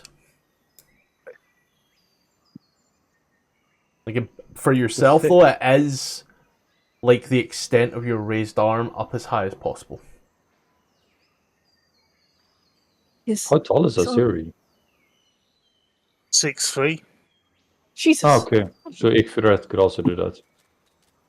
These aren't things that you would be familiar with, and I'm tired of you acting like they are. fucking sign back. I'm tired of you acting like a spoiled little arrogant brat. But unfortunately, you cannot read it. Haven't you guys been here for 20 minutes and nothing's happened to you? So they're not here now. Waiting. I heard something beckoning me. Personally, I brought Clive with me as backup because I wanted to be secure. I saw something specifically addressed to me. You see this? He pulls out the ticket. This is a ticket addressed specifically to my theater for the show that I was supposed to be back in time for, but have failed to do so since. These are forces I'm familiar with. These are forces related to my family. It has nothing to do with him, and he needs to stay out of it. It's a ticket. Amber, Icareth, could you just go ahead real quick, since these great people are engaged in the conversation, could both of you make a perception check for me, please?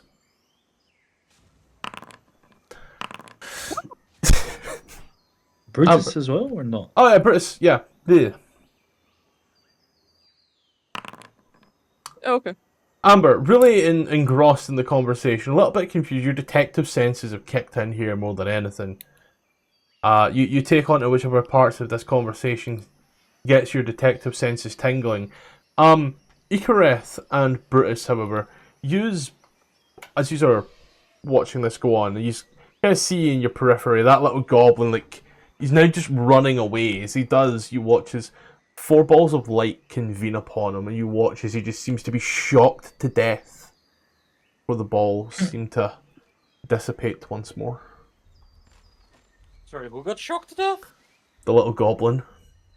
Oh, Itchy fuck sees yeah. this, or Brutus. Icareth and Brutus.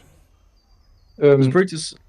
Can I make a check to see if Brutus knows what a will-o-wisp is? Yeah. I'm assuming it's a will-o-wisp. Yeah, make a little arcana check.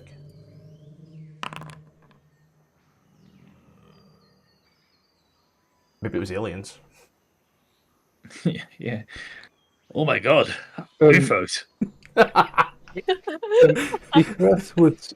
Isn't his god to do with lightning and shocking stuff? Icareth would... Oh my god, my god has sent UFOs. Sorry, Icareth would hold up his hand and signal to his mouth, be quiet. Shh. And then point towards where the goblin just died and whisper very quietly, these forces you were talking about, do they kill goblins with little balls of lightning? Would that be familiar to me at all? you can make an arcana check. Stage lights. Is this some new seagull hunting technique you want? No fucking clue. They use various things to narrow it down to something that simple would be absurd. I suppose they could if they wanted to. Well, you said you were familiar with these forces. Do you know Just because- whether they use this or not? Familiar as in I'm related to them, not as if I know a lot. They're very secretive. Then the chances seem rather low that it is them. But sure.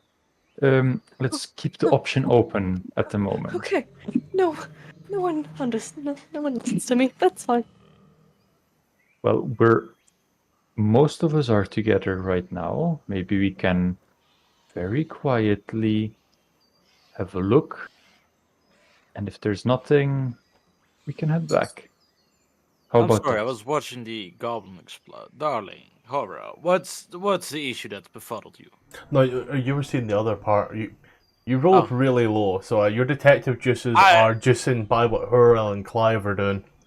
Sorry, I was distracted, figuring out what was happening to the body. I was not paying attention. What exactly has befuddled you? Why do you seem so stressed all of a sudden? Listen, He's always stressed. I can't get into the specifics of things that they're not appropriate for the given moment. Not here and not now.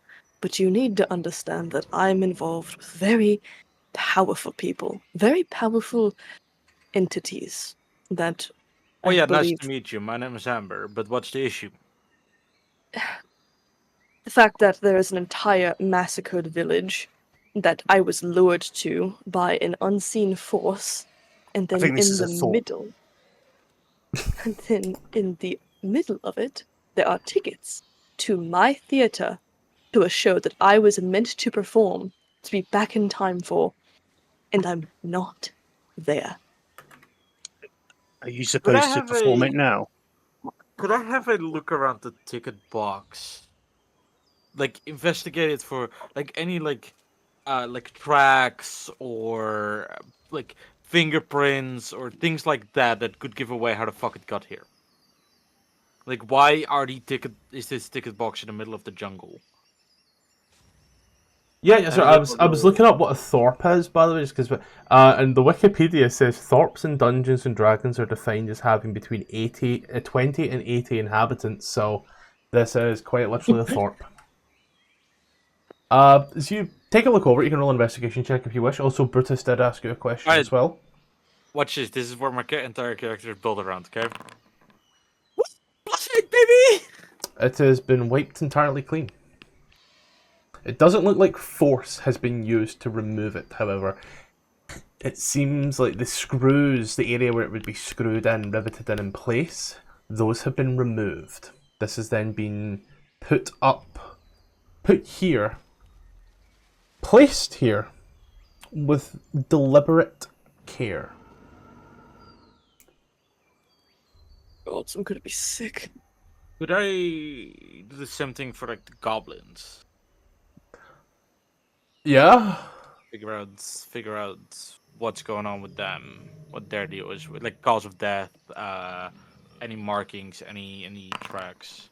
No. Stabbings, they've had their heads bashed in, they've been pinned to walls. You know, So does it seem like it's separate weapons being used? Like there's marks of a club, marks of a dagger, things like that? Like it's some of more them, than one person that did this? it's hard to tell. Okay. You can see that quite an awful lot of them have their throats crushed, however. Oh, it's Darth Vader. Does Clive Hmm. still have the feeling of he's being hunted? Always. In that case, Clive will sign, I need to hide, or else I might put you in danger. I'll be close by. I'll point to a bush. I'll walk over there, let's say 20 feet, and try and hide inside of it. Ifrat will very quietly tell Hural, shall we head forward so you can check it out? But together? If I didn't investigate this place, I think I'd be beside myself with nausea, so I suppose so. Then I want to roll for stealth, if that is required. Yeah. We'll see. Can I look over at our friend? The- If he followed us. Yeah. And just sort of ask him, you knew about the danger. You have any idea what's going on? Or where from? You look at him. You tell there's a look of concern upon his face. You once more hear the quite high-pitched, almost imperceivable clicks and whistles. But as the smells come through, you have a tough time ascertaining what they mean.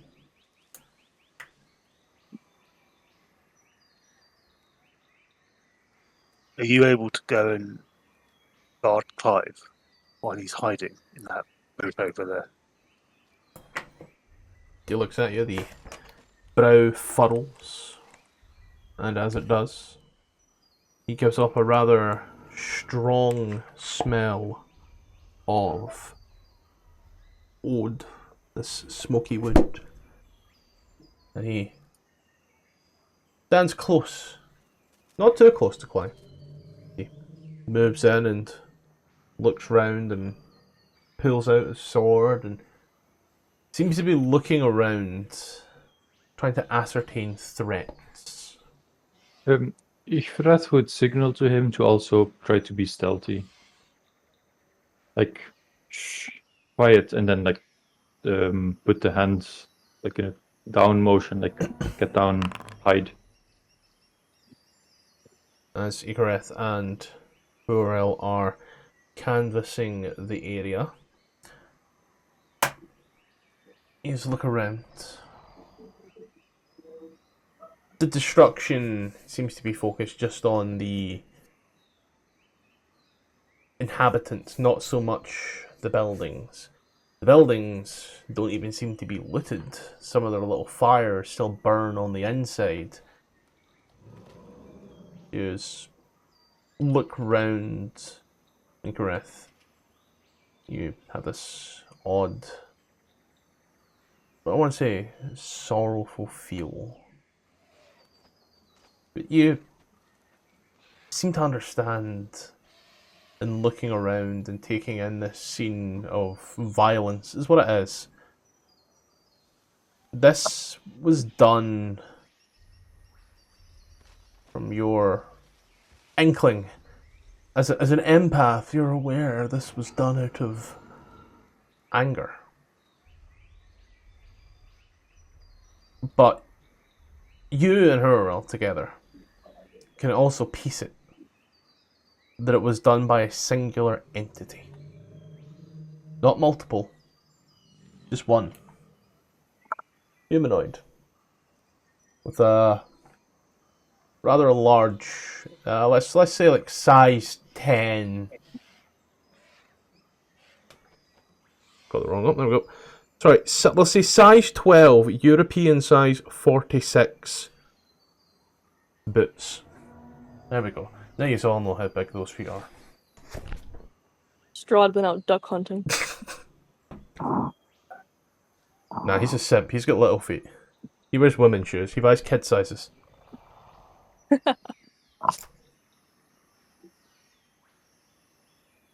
Oh, God, this is a mess.